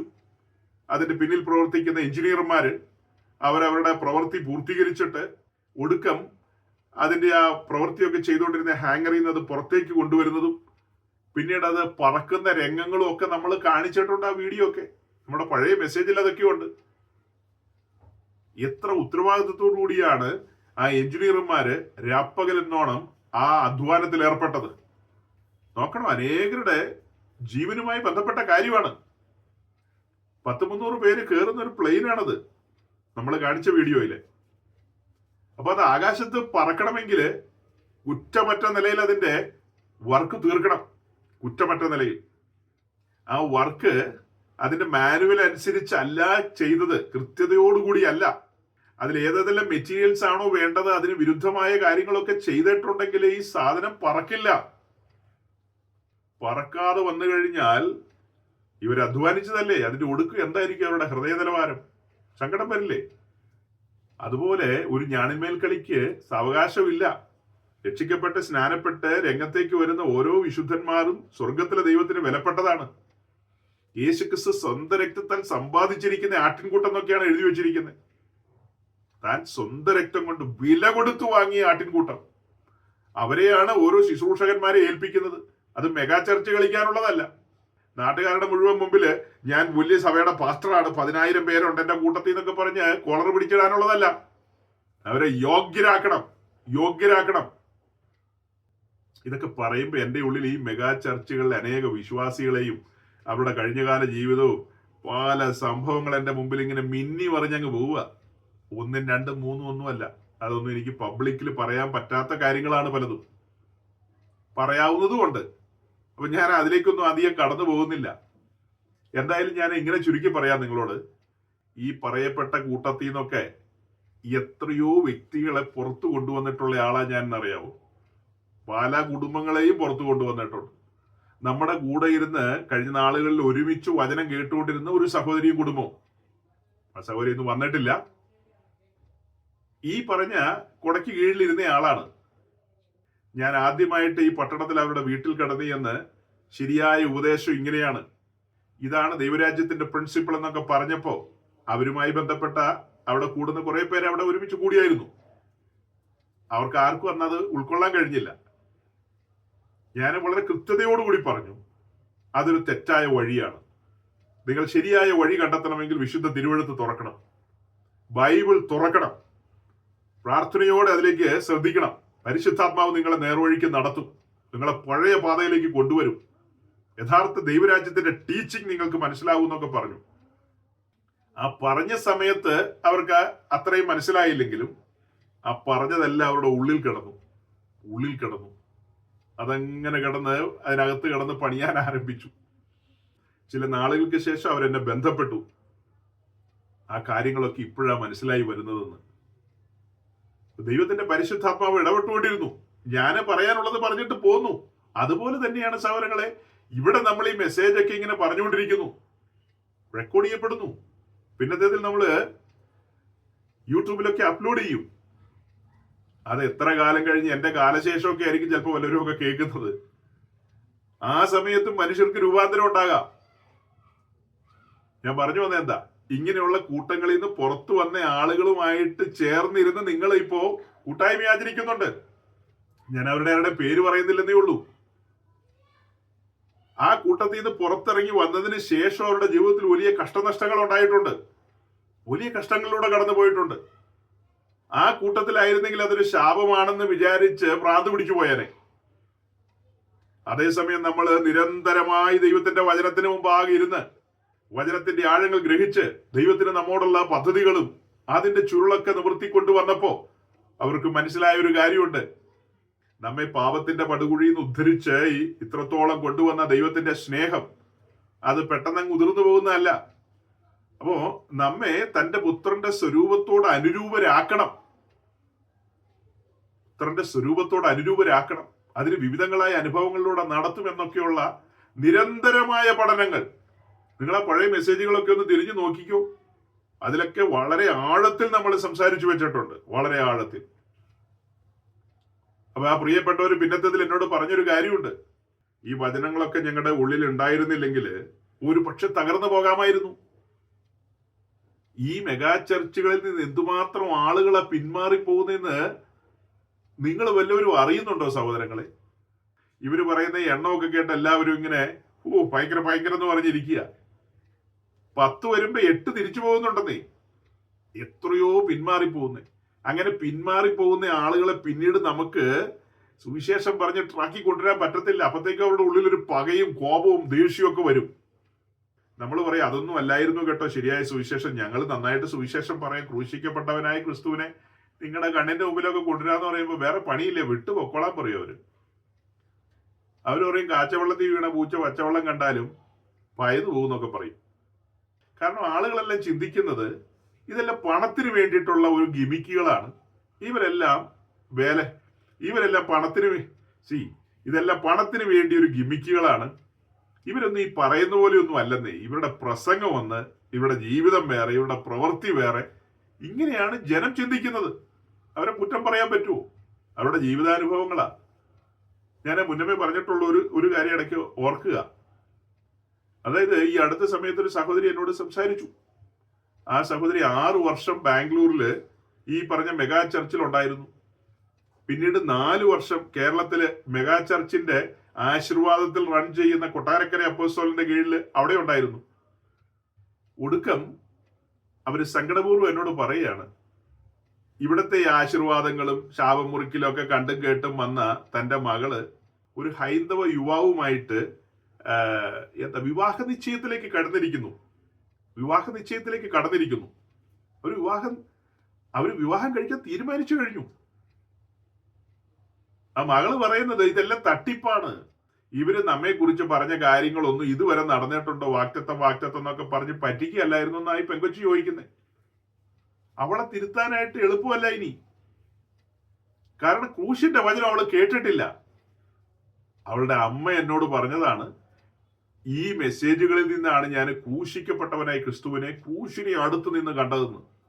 വീണ്ടെടുപ്പിന്റെ മഹാത്മ്യം ഇത്രത്തോളമോ, കൊടുത്ത വിലയുടെ ആഴം ഇത്രത്തോളമോ, അവനെ തകർത്തു കളയുവാൻ യഹോവയ്ക്ക് ഇഷ്ടം തോന്നി എന്നെ പ്രതി എന്നൊക്കെയുള്ളത് കേട്ടപ്പോ എന്റെ ഹൃദയം പിടച്ചുപോയെന്ന്.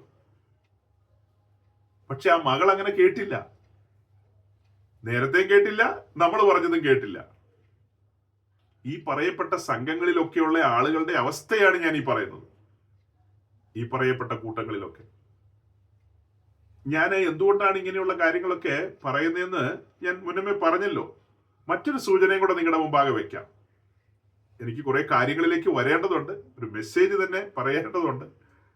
അതായത് ഞാൻ ഈ അടുത്ത കാലത്ത് മധ്യ കേരളത്തില് ഒരു കൂട്ടായ്മയില് ചില ദിവസങ്ങൾ പ്രസംഗിക്കാൻ കടന്നുപോയി. അവിടെ അങ്ങനെ കടന്നുപോയപ്പോ ആ കൂട്ടായ്മയിലുള്ള ഒരു കുടുംബം വർഷത്തിൽ 1-2 തവണ ഒരു തീർത്ഥാടനം എന്ന നിലയിൽ അവിടെ നിന്ന് നെടുമ്പാശ്ശേരി എയർപോർട്ടിൽ പോയി ഒരു വിമാനം പിടിച്ച് ബാംഗ്ലൂർ ഇന്റർനാഷണൽ എയർപോർട്ടിൽ വന്ന് ഇറങ്ങി ഈ പറഞ്ഞ സ്ഥലത്ത് പോയി അവിടുത്തെ ഒരു സഭായോഗം കൂടിയിട്ട് ഉച്ച കഴിഞ്ഞത്തെ ഫ്ലൈറ്റിന് തിരിച്ച് അവരുടെ വീട്ടിലേക്ക് പോകും. ഭക്തി ആദരപൂർവ്വമാണ് അവർ വരുന്നത്. ഈ മഞ്ഞണിക്കരയ്ക്ക് ആളുകൾ പോകുന്ന ഒരു രീതി അറിയാമല്ലോ. പരിമലയ്ക്ക് പോകുന്നത്, കോതമംഗലത്തിന് പോകുന്നത്, വേളാങ്കണ്ണിക്ക് പോകുന്നത് എന്ന് പറഞ്ഞ രീതിയിലാണ് വരുന്നത്. ഞാൻ അത്ഭുതപ്പെട്ടുപോയി. പറഞ്ഞു വന്നാൽ അതൊരു IPC ചർച്ച എന്ന് ഓർക്കണം. അവിടുത്തെ ശുശ്രൂഷകന് എന്ത് ഉത്തരവാദിത്വം ഉണ്ടപ്പോ? അവിടെ വിശ്വാസികൾ തെറ്റായ വഴിയിലേക്ക് പോകുമ്പോൾ അതിനെ പ്രോത്സാഹിപ്പിച്ച് പറഞ്ഞു വിടുക. മറ്റൊരു കൂട്ടായ്മയിൽ ഞാൻ ചില ദിവസങ്ങൾ പ്രസംഗിച്ചുകൊണ്ടിരുന്നപ്പോ, അതായത് ആ ഭാഗത്തുള്ള ഈ പറഞ്ഞ സംഘടനയിൽപ്പെട്ട അവരുടെ ഒരു സെൻട്രൽ പാസ്റ്റർ വന്നു. അദ്ദേഹമായിട്ട് പരിചയപ്പെട്ടു. പറഞ്ഞു വന്നപ്പോൾ അദ്ദേഹത്തിന്റെ മകൻ ഈ ബാംഗ്ലൂരാണ് പഠിക്കുന്നത്. അദ്ദേഹത്തിന്റെ മകൻ കൂട്ടായ്മയ്ക്ക് പോകുന്നത് ഈ പറയപ്പെട്ട സ്ഥലത്തൊക്കെയാണ്. മകൻ പഠിക്കുന്ന കോളേജ് എനിക്കറിയാം. കോളേജിന്റെ അവിടെ നിന്ന് ഈ പറഞ്ഞ സ്ഥലം വരെ ഒരു 10-25 IPC ചർച്ചെങ്കിലും ഉണ്ട്. അത് ഇംഗ്ലീഷ്, ഹിന്ദി, തമിഴും മലയാളം ഒക്കെ ഉണ്ട്. ഭാഷയ്ക്കൊന്നും ഒരു കുറവില്ല. പക്ഷെ കൊച്ചൻ അവിടെയാ പോകുന്നത്. അത് അഭിമാനത്തോടു കൂടിയാണ് പുള്ളി എന്നോട് പറയുന്നത്. അല്ല, അവിടെ പോയി നോർത്ത് എന്താ കുഴപ്പമെന്നായിരിക്കും ഇപ്പൊ കേൾക്കുന്ന പലരും ചിന്തിക്കുന്നത്. കുഴപ്പമുണ്ട്. കീഴേ പാതാളത്തിലേക്ക് വേഗം പോകാൻ പറ്റും, അത്രേ ഉള്ളൂ. അല്ലാതെ വേറെ കുഴപ്പമൊന്നും ഉണ്ടാവില്ല. മേലോട്ട് പറന്ന് പോയാലോ എന്ന് ചോദിച്ചാൽ ഗ്യാരണ്ടി ഇല്ല. ഞാണിമേക്കളിയാണ്. ഞാണിമേക്കളിക്ക് പോകേണ്ട ആവശ്യമുണ്ടോ? അങ്ങനെ ഞാണിമേക്കളിക്ക് പോകാൻ ആഗ്രഹമുള്ളവർ പോവുക. അപ്പൊ ഇതെല്ലാം എന്നെ ഭാരപ്പെടുത്തി സഹോദരങ്ങളെ. ഞാനതൊക്കെ കേട്ടപ്പോ എന്റെ ഉള്ളിലൊരു നോവുണ്ടായി. മുഖത്തൊന്നും അധികം വെളിപ്പെടുത്തിയില്ലെങ്കിലും ഞാൻ അത്ഭുതപ്പെട്ടു പോയി. ഞാൻ അടുത്തറിയുന്ന സംഭവങ്ങളാണ് ഇതൊക്കെ. ഇവരൊക്കെ എന്താ ഈ സെൻട്രൽ പാസ് എന്നൊക്കെ പറഞ്ഞ് ഇരിക്കുന്നതെന്ന് ഞാൻ ഓർത്തു പോവുക. ചുറ്റുപാട് നടക്കുന്ന കാര്യങ്ങളെ കുറിച്ച് ഒന്നും ഗ്രാഹ്യമില്ലാതെ നമ്മള് ഒരു സഭായോഗത്തിൽ കടന്നു വന്നൊരു സങ്കീർത്തനം എടുത്തിട്ട് കുറച്ച് വാക്യങ്ങളൊക്കെ പറഞ്ഞു കഴിഞ്ഞാൽ എല്ലാം പൂർത്തിയായി എന്ന് ഇവരുടെയൊക്കെ ധാരണ. അങ്ങനെയാണോ? നിങ്ങൾ മിലിറ്ററിയുമായി ബന്ധപ്പെട്ട ആളുകളോട് സംസാരിച്ചു കഴിഞ്ഞാൽ അവർ പറഞ്ഞു തരുന്നൊരു കാര്യമുണ്ട്. അതായത് മിലിറ്ററി കോളേജുകളുണ്ടല്ലോ നമുക്ക്. ഈ മിലിറ്ററി കോളേജുകളിൽ പഠിപ്പിക്കുന്നത് ഇന്ത്യ മഹാരാജ്യത്തെക്കുറിച്ചും ഇന്ത്യയുടെ പട്ടാളത്തെക്കുറിച്ചും ഇവിടുത്തെ ഭരണാധികാരികളെ കുറിച്ചും മാത്രമല്ല, അയൽ രാജ്യങ്ങളെ കുറിച്ച് പഠിപ്പിക്കും, പാകിസ്ഥാനെ കുറിച്ച് പഠിപ്പിക്കും, അവരുടെ സേനയെക്കുറിച്ച്, അവരുടെ പൊട്ടൻഷ്യൽ എത്രത്തോളം ഉണ്ട്, അവരുടെ പവർ എത്രത്തോളം ഉണ്ട്, അവരുടെ ഓരോ റെജിമെന്റിന്റെ രീതി എന്താണ്. A to Z ഫയല് നമ്മളുടെ മിലിറ്ററി കോളേജുകളിലുണ്ട്. നമ്മുടെ ഭാവി ഭടന്മാരെ അതെല്ലാം അവര് പഠിപ്പിക്കും. നമ്മുടെ ശത്രു രാജ്യങ്ങൾ ഏത് രീതിയിലാണ് അവര് ഓപ്പറേറ്റ് ചെയ്യുന്നത്, എങ്ങനെയൊക്കെ ആയിരിക്കും എന്നുള്ളത് പഠിപ്പിക്കും. അതുപോലെ തന്നെയാണെന്നേ യഥാർത്ഥ ദൈവത്തിന്റെ ദാസന്മാര് നെല്ലും പതിരും വേർതിരിക്കും. അല്ലാതെ അവര് വന്നിട്ട് സുവിശേഷത്തിൽ നിന്ന് ഒരു വാക്യം വായിച്ചിട്ട് കുറച്ച് പറഞ്ഞിട്ട് ഞാൻ വേറെ ഒന്നും പറയില്ല കേട്ടോ എന്ന് പറഞ്ഞ് പോവുകയല്ല. അവരുടെ വിശ്വാസികള് കുഴിയിൽ അകപ്പെടാതിരിക്കണമെങ്കിൽ പോകുന്ന വഴിക്ക് ഇന്ന പോലെ ഒരു കുഴിയുണ്ട്, പോകുന്ന വഴിക്ക് ഇന്ന പോലെ അപകടത്തിലായ ഒരു പാലമുണ്ട്, ആ പാലത്തിൽ വളരെ സൂക്ഷിച്ചു വേണം ഭാരം ഇറക്കി പോകേണ്ടതുണ്ട്. വേറൊരു പാലത്തിലേക്ക് പോകുമ്പോൾ ലോഡ് ആ പാലത്തിലൂടെ കടന്നു പോകില്ല, കാരണം അവിടെ ഒരു ബാരിയറുണ്ട്. ഇതെല്ലാം പറഞ്ഞു കൊടുക്കില്ലേ എന്ന് പറഞ്ഞതുപോലെയല്ലേ ആത്മാർത്ഥതയുള്ള, പ്രതിഫലേച്ഛയില്ലാത്ത ആത്മാർത്ഥതയുള്ള, കർത്താവിന്റെ സഭയെ സ്നേഹിക്കുന്ന, കർത്താവിനെ ഭയപ്പെടുന്ന ഒരു ശുശ്രൂഷകൻ അങ്ങനെയായിരിക്കില്ലേ പറയുന്നത്, അങ്ങനെയായിരിക്കില്ലേ പെരുമാറുന്നത്. അപ്പൊ ഈ പറയപ്പെട്ട നിലയില് ഈ നമ്മുടെ നാട്ടിലൊക്കെയുള്ള ശുശ്രൂഷകന്മാരെന്ന് പറയുന്നവര് സീരിയസ് അല്ല, ഒട്ടും സീരിയസ് അല്ല. സീരിയസ് ആണെങ്കിൽ അവരൊന്നും അങ്ങനെയൊന്നും ചെയ്യില്ല. അപ്പൊ ഇതെല്ലാം കഴിഞ്ഞിട്ട് ഞാനൊരു വീഡിയോ കാണാനിടയായി. ആ വീഡിയോയില് പറഞ്ഞ കാര്യങ്ങൾ കേട്ടപ്പോൾ എനിക്ക് നിശ്ചയമായി അത് നിങ്ങളുടെ നടുവിലൊന്ന് പങ്കുവെക്കണമെന്ന് തോന്നി. ഞാൻ പലപ്പോഴും കേട്ടിട്ടുള്ള ആ കാര്യങ്ങളൊക്കെ നമ്മൾ അങ്ങ് മറന്നു കളയാറാ പതിവ്. എല്ലാം പൊക്കി പിടിച്ചോണ്ട് വരേണ്ട ആവശ്യമില്ലല്ലോ. എല്ലാം പൊക്കി പിടിച്ചോണ്ട് വരേണ്ട ആവശ്യമില്ല, എല്ലാത്തിൽ നിന്നും സംസാരിക്കേണ്ട ആവശ്യമില്ല. പക്ഷെ ഇത് കേട്ടപ്പോൾ എനിക്ക് തോന്നി നമ്മളുടെ പ്രിയപ്പെട്ടവരുടെ നടുവിൽ ഇതൊന്ന് കേൾപ്പിക്കാം, ഇതിൽ നിന്ന് ചില വാക്കുകൾ പറയാം. ഇന്നിപ്പോ എല്ലാം പറഞ്ഞ് പൂർത്തീകരിക്കാൻ കഴിഞ്ഞില്ലെങ്കിലും ദൈവം അനുവദിച്ചാൽ നമുക്ക് കർത്താവിന്റെ വരവ് താമസിച്ചാൽ പിന്നത്തേതില് അതിന്റെ മിച്ചം കാര്യങ്ങൾ എന്തെങ്കിലും ഉണ്ടെങ്കിൽ പറയാം. അതായത് ആ വീഡിയോയില് ഞാൻ ഈ പറഞ്ഞ ഈ പട്ടണത്തിലെ പ്രസിദ്ധനായ ശുശ്രൂഷകൻ തന്നെയാണ് സംസാരിക്കുന്നത്. ഞാൻ ആ വീഡിയോ ജസ്റ്റ് ഒന്ന് കേൾപ്പിക്കാം. ലോകമെമ്പാടുമായി ധാരാളം അംഗത്വവും ശക്തന്മാരായ പല ശുശ്രൂഷകന്മാരും ഉൾപ്പെടുന്ന MDFT എന്ന നിങ്ങളുടെ ഈ ഗ്രൂപ്പിൽ ഇപ്രകാരം ഒരു വിശദീകരണത്തിന് വേണ്ടി അവസരം തന്നതുകൊണ്ട് നിങ്ങളോടുള്ള നന്ദി അറിയിക്കുന്നു. അനുഗ്രഹവും ശാപവും എന്ന വിഷയം ആരംഭമായി ഞാൻ കേട്ടത് മുതൽ എൻ്റെ ഹൃദയത്തിൽ അതിനേതോ ഒരു സ്ഥാനം ലഭിച്ചു. ഞാൻ ഒരു കൊച്ചു ഉദാഹരണം കൊണ്ട് അത് അല്പം കൂടെ വ്യക്തമാക്കാൻ ശ്രമിക്കാം. സാധാരണ പഴയ പതിവനുസരിച്ച് ഒരു പാത്രത്തിനകത്ത് കുറച്ച് വെള്ളം വെച്ച് അതിനകത്ത് അരിയിട്ട് ഒരു 2 മണിക്കൂറോ 1.5 മണിക്കൂറോ തിളപ്പിച്ച് കഴിയാമെങ്കിൽ അത് ചോറായി മാറും. കാലത്തിൻ്റെ പോക്കിൽ പ്രഷർ കുക്കർ കണ്ടുപിടിച്ചതോടെ 15 മിനിറ്റ് കൊണ്ട് ഈ കാര്യം നടക്കും. ഇപ്പോഴും അരിയാണ് ചോറായി മാറുന്നത്. എന്നെ പേര് പറഞ്ഞ് അപമാനിക്കുന്ന പലരുമുണ്ട്. അത് അവരുടെ പാരമ്പര്യം. എൻ്റെ പാരമ്പര്യത്തിൽ അതില്ലാത്തത് കൊണ്ട്, അല്ലെ എൻ്റെ മാതാപിതാക്കൾ പറഞ്ഞു തന്നതിനകത്ത് അങ്ങനെ പേര് പറഞ്ഞ് അപമാനിക്കുന്ന പതിവില്ലാത്തത് കൊണ്ട് ഞാൻ അതിനിന്നും മുതിരുന്നില്ല. ആശയത്തെ മാത്രം. ഒരാൾ പറഞ്ഞു, മനുഷ്യനല്ല ശപിക്കപ്പെട്ടത്, ഭൂമിയാണ്. എൻ്റെ പൊന്നെ, മനുഷ്യനിൽ വ്യാപരിച്ചത് ശാപം അല്ലെങ്കിൽ പിന്നെ ഏതാ ശാപം? ദൈവം മനുഷ്യനെ ഏദനിലേക്ക് കയറ്റി വിടുന്നത് അനുഗ്രഹിക്കപ്പെട്ടവനായ കാരണം ഉൽപ്പത്തി പുസ്തകം 1-ാം അധ്യായത്തിൽ ദൈവം അവനെ അനുഗ്രഹിച്ചു. ഏദനിൽ വെച്ച് ദൈവം 2-3 കാര്യങ്ങൾ കൂട്ടിച്ചേർത്തു. ഒന്ന്, നിത്യമായി ഉണ്ടായിരിക്കേണ്ട ജീവൻ നിനക്ക് കാണത്തില്ലെന്നും നീ മരിക്കുമെന്നും പറഞ്ഞു. അത് അനുഗ്രഹമാണോ ശാപമാണോ എനിക്കറിഞ്ഞുകൂടാ. എൻ്റെ അഭിപ്രായത്തിൽ അതൊരു ശാപമാണ്.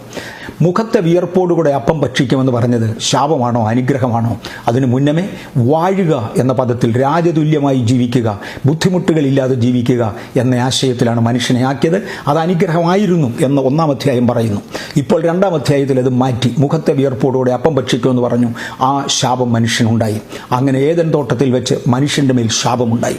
ആ ശാപത്തിൽ ഇന്നും മാറിയിട്ടില്ല. ഇതാ എൻ്റെ മുടി നരയ്ക്കുന്നുണ്ട് കാരണം ഞാൻ ശാപത്തിലാണ്. ഇതാ എൻ്റെ മുടി നരയ്ക്കുന്നുണ്ട് കാരണം ഞാൻ ശാപത്തിലാണ്. ഇതാ എൻ്റെ മുടി നരയ്ക്കുന്നുണ്ട് കാരണം ഞാൻ ശാപത്തിലാണ്. ഇത് കേൾക്കുന്നവരും ഒരു ദിവസം അല്ലെങ്കിൽ വേറൊരു ദിവസം ഇതിൻ്റെ കീഴിലാകും. യേശുവിൻ്റെ കാൽവറി മരണത്താൽ ശാപത്തിന് വ്യത്യാസം വന്നു. യേശുവിന് മാത്രമേ ശാപത്തിൽ നിന്ന് ഒരുവനെ കുറയ്ക്കാനോ കൂട്ടാനോ അല്ലെങ്കിൽ വിടുവിക്കാനോ കഴിയത്തുള്ളൂ. പക്ഷെ പൂർണ്ണമായ വിടുതൽ ഈ ഭൂമിയിൽ ലഭ്യമല്ല. ഭൂമി ദൈവത്താൽ ശപിക്കപ്പെട്ടു. കാരണം ആദാമിൻ്റെ പാപമാണ്, വേറെ യാതൊരു കാരണവുമില്ല. ആദാമിൽ കുമിഞ്ഞ് കവിഞ്ഞ ആ ശാപം ഭൂമിയുടെ മേൽ വീണു. വെളിപ്പാട് പുസ്തകം 21 അധ്യായത്തിൽ ഇന്ന് കാണുന്ന ആകാശവും ഇന്ന് കാണുന്ന ഭൂമിയും മാറിപ്പോകും. 22 അധ്യായത്തിന്റെ 3 വാക്യം പറഞ്ഞു, ഇനി യാതൊരു ശാപവും തുടരുകയില്ല. ശാപങ്ങൾ യേശുവിന്റെ കാൽവരി കൊണ്ട് മാറിയിരുന്നെങ്കിൽ വെളിപ്പാട് പുസ്തകം 22 അധ്യായം 3 വാക്യം വെട്ടിക്കളയേണ്ടി വന്നേനെ. കാര്യം ഇനി യാതൊരു ശാപവും ഉണ്ടാകയില്ല എന്ന് പറഞ്ഞാൽ തുടരുകയില്ല. ചില വിമർശകർ പറയുന്ന പോലെ കഷ്ടത മുഴുവനും ശാപമാണെന്ന് തന്നെയാണോ? കഷ്ടത ശാപത്തിന്റെ ലക്ഷണമായി മാത്രമേ ബൈബിളിൽ കൊടുത്തിട്ടുള്ളൂ, അനുഗ്രഹത്തിന്റെ ലക്ഷണമായി കൊടുത്തിട്ടില്ല. അനുഗ്രഹത്തിന്റെ ലക്ഷണത്തിൽ കഷ്ടതയില്ല. രോഗം ഭൂമിയിൽ നിന്ന് മാറത്തില്ല, അത് ശാപത്തിന്റെ ഭാഗമായി ഭൂമിയിൽ തുടരുന്നു. DKയുടെ മരണത്തിന്റെ ഭാഗമാണ് രോഗം, അതങ്ങനെ തുടരുന്നു. സ്ത്രീക്ക് പ്രസവവേദന ദൈവം കൊടുത്തതാ, പക്ഷെങ്കിൽ പ്രാർത്ഥിച്ച് അതിനകത്തുനിന്ന് വളരെ വിടുതലെടുത്തവരുണ്ട്. മാത്രമല്ല, ഒട്ടും വേദനയില്ലാതെ മക്കളെ പ്രസവിച്ച കേസ് കേരളത്തിലുണ്ടല്ലോ. വെളിയിലേക്ക് പോകണ്ട. ലിസി ഹോസ്പിറ്റലിൽ നിന്ന് നോ പെയിൻ ഡെലിവറി എന്ന് പറഞ്ഞ് വിതൗട്ട് പെയിൻ ഡെലിവറി ഉണ്ടായ കേസ് ലിസി ഹോസ്പിറ്റൽ സർട്ടിഫിക്കറ്റ് കൊടുത്തിട്ടുണ്ടല്ലോ. മാനസികം മാത്രമാണോ അതോ വിശ്വാസം മാത്രമാണോ? അത് വിശ്വാസം, അതിന്റെ കൂടെ ദൈവത്തിന്റെ പ്രവൃത്തിയും കൂടെ ചേർന്നതാണ്. കാര്യം അങ്ങനെ റിപ്പോർട്ട് ചെയ്തിട്ടുള്ള കേസ് മുഴുവനും കേഴ്സ് ബ്രേക്കിങ്ങിന് വേണ്ടി പ്രാർത്ഥിച്ചവർക്ക് മാത്രമേ അനുഭവം ഉള്ളതായിട്ട് ഞാൻ കേട്ടിട്ടുള്ളൂ. വേറൊരു റിപ്പോർട്ട് ഉണ്ടെങ്കിൽ എനിക്ക് അറിഞ്ഞുകൂടാ. കേഴ്സ് ബ്രേക്കിങ്ങിന് വേണ്ടി പ്രാർത്ഥിച്ചവർക്ക് മാത്രമേ അനുഭവം ഉള്ളതായിട്ട് ഞാൻ കേട്ടിട്ടുള്ളൂ. വേറൊരു റിപ്പോർട്ട് ഉണ്ടെങ്കിൽ എനിക്ക് അറിഞ്ഞുകൂടാ. ഞാൻ പ്രാർത്ഥിച്ച 2 കേസസ് എങ്കിലും ഡെലിവറി വിതൗട്ട് പെയിൻ എന്ന് പറഞ്ഞതിൽ ഒന്ന് എറണാകുളത്തെ ലിസി ഹോസ്പിറ്റലില്ല. വേറെ 1-2 കൂടെ ഉണ്ട്. പക്ഷെ അതിനെക്കുറിച്ചൊന്നും മെഡിക്കൽ റിപ്പോർട്ടില്ല. ഇതിനെക്കുറിച്ച് മെഡിക്കൽ റിപ്പോർട്ടുള്ള ഒരു കേസ് ഞാൻ കണ്ടതാണ്. എൻ്റെ ശരീരം ഇതുവരെയും വീണ്ടെടുക്കപ്പെട്ടിട്ടില്ല. എൻ്റെ ശരീരത്തിൻ്റെ വീണ്ടെടുപ്പ് നടക്കുമ്പോൾ മാത്രമേ എൻ്റെ ശാപങ്ങൾ ശരീരത്തിൽ നിന്ന് അഴിഞ്ഞു മാറത്തുള്ളൂ. അതുവരെ താൽക്കാലിക വിമോചനം മാത്രം. 22 അംഗങ്ങളുണ്ടായിരുന്നു ബാംഗ്ലൂരിലെ സഭ, ഇന്ന് 22,000 അംഗങ്ങളായി മാറിയത് തമാശ. 1000 ഇരട്ടി വളർച്ച. ഇങ്ങനെ നമ്മൾ ഈ വീഡിയോ ഒക്കെ കാണിക്കുമ്പോൾ പല പ്രിയപ്പെട്ടവരും ചിന്തിക്കും, വേറെ ആളുകളുടെ വീഡിയോ ഒക്കെ കാണിച്ചിട്ട് നമ്മൾ സംസാരിക്കേണ്ട ആവശ്യമുണ്ടോ? നമുക്ക് പറയാനുള്ള അങ്ങ് പറഞ്ഞാൽ പോരെന്ന്. സഹോദരങ്ങളെ, നമ്മൾ അങ്ങനെ പ്രസംഗിച്ച 100 കണക്കിന് മെസ്സേജ് നമ്മുടെ യൂട്യൂബ് ചാനലിലുണ്ട്. വേറെ ആരുടെ വീഡിയോ ഒന്നും കാണിച്ചിട്ടല്ല എല്ലാ പ്രസംഗവും നമ്മൾ പ്രസംഗിച്ചിരിക്കുന്നത്. ഇങ്ങനെയുള്ള കാര്യങ്ങൾ കേൾക്കുമ്പോൾ ഈ പറഞ്ഞ കാര്യങ്ങളൊക്കെ ഞാൻ എത്രയോ വർഷങ്ങൾക്ക് മുമ്പ് കേട്ടിട്ടുള്ള ആളാണെന്ന് അറിയാമോ. നേരിട്ടും കേട്ടിട്ടുണ്ട്, അല്ലാതെയും കേട്ടിട്ടുണ്ട്.